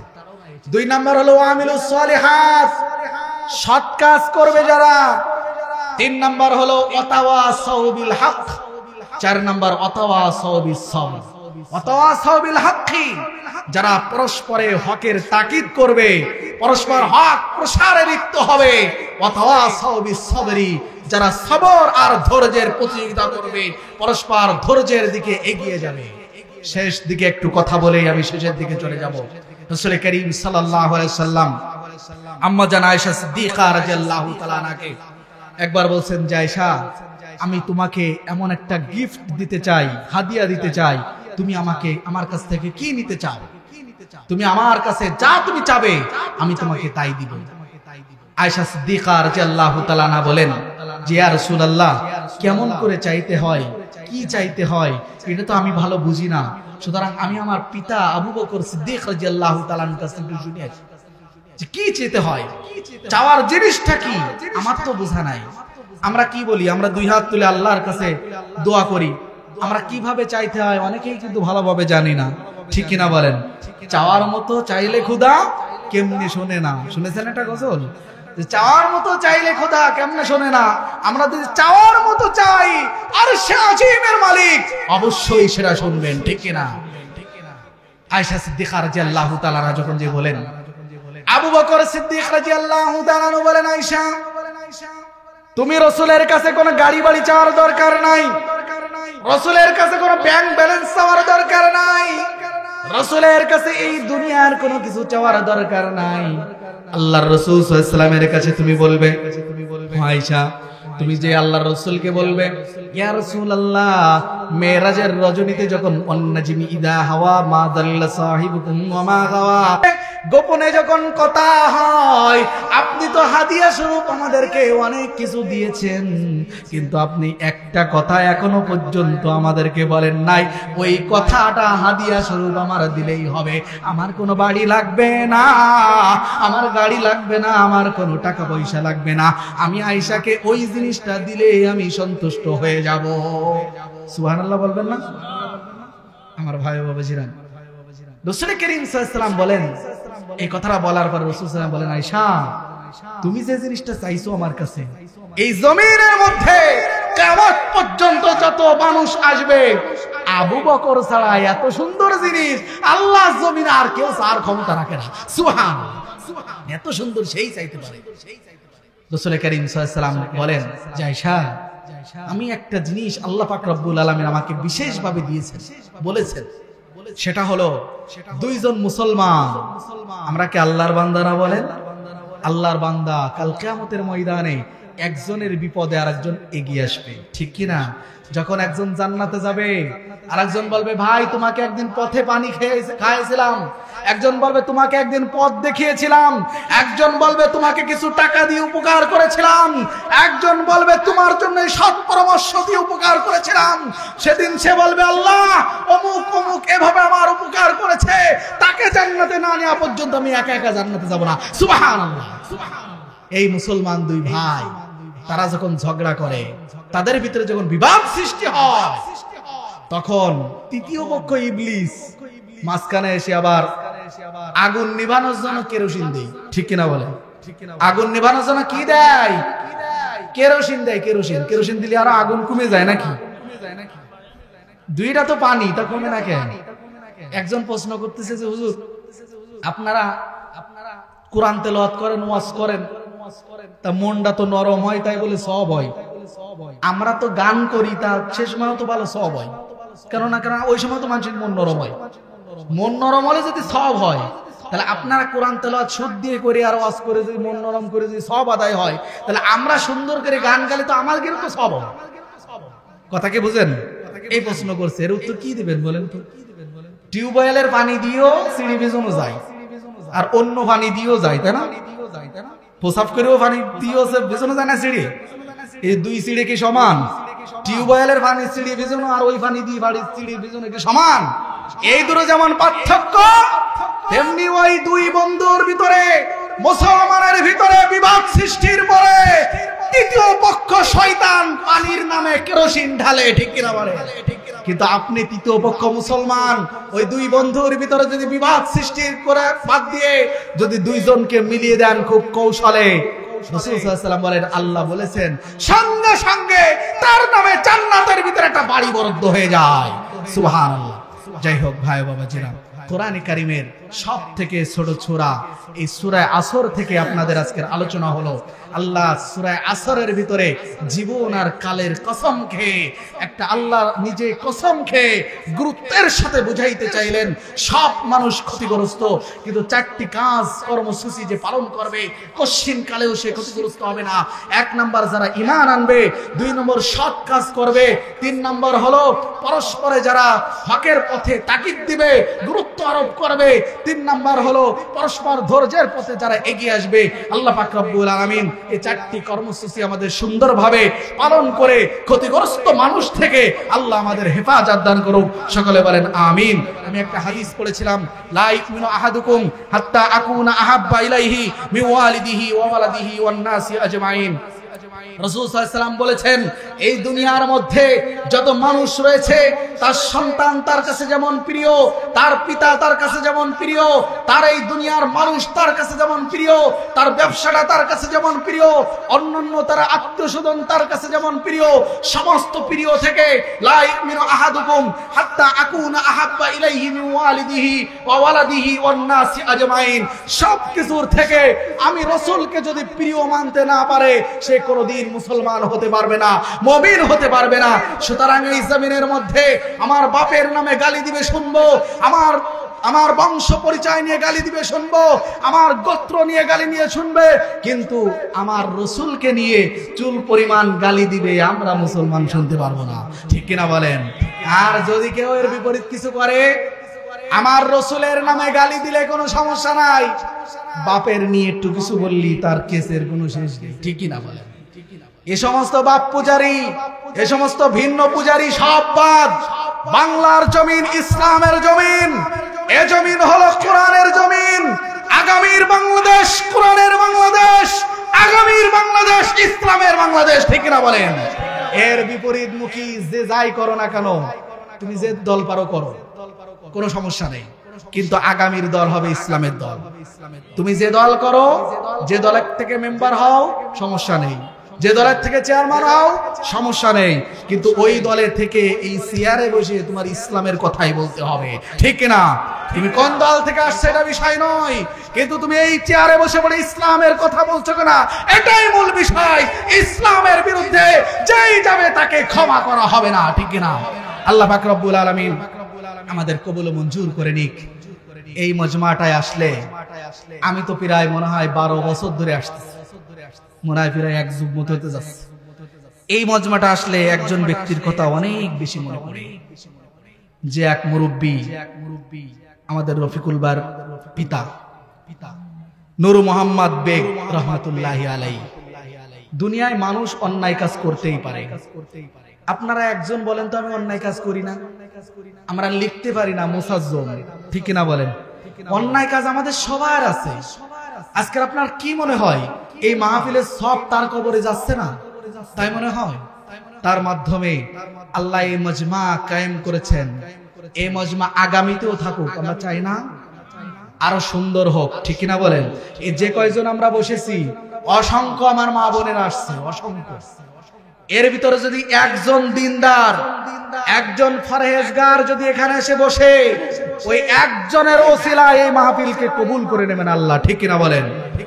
ব্যক্তি মারা গেছেন, এই নূর মোহাম্মদ বেগ রহমতুল্লাহি আলাইহি, তার জন্য আমরা দোয়া করি আল্লাহ পাক রব্বুল আলামিন লোকটির দুনিয়াবি গুনাহকে মাফ করে দেন, এবং এই মাহফিল আরো সুন্দর উলামায়ে কেরামকে আগিয়ে নিয়ে ইসলামের পথে অগ্রসর হয়ে এই মাহফিলকে আরো সুন্দর করার তৌফিক দান করুক।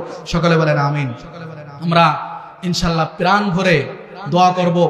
এই মাহফিলে আমরা যারা আসছি, আমাদের মা বোনেরা সহ আমরা যারাই আসছি না কেন, আমাদের সকলের মনের আর দিলের এক তামান্না থাকবে, আজকের এই মাহফিল থেকে একটা কথা যদি আমার মনোভূত হয়, একটা কথা যদি আমলের বিষয় থাকে, ওই একটা কথা যদি আমি আমল করতে পারি, আমাদের নাজাতের জরিয়া হয়ে যাবে, ঠিক কিনা বলেন?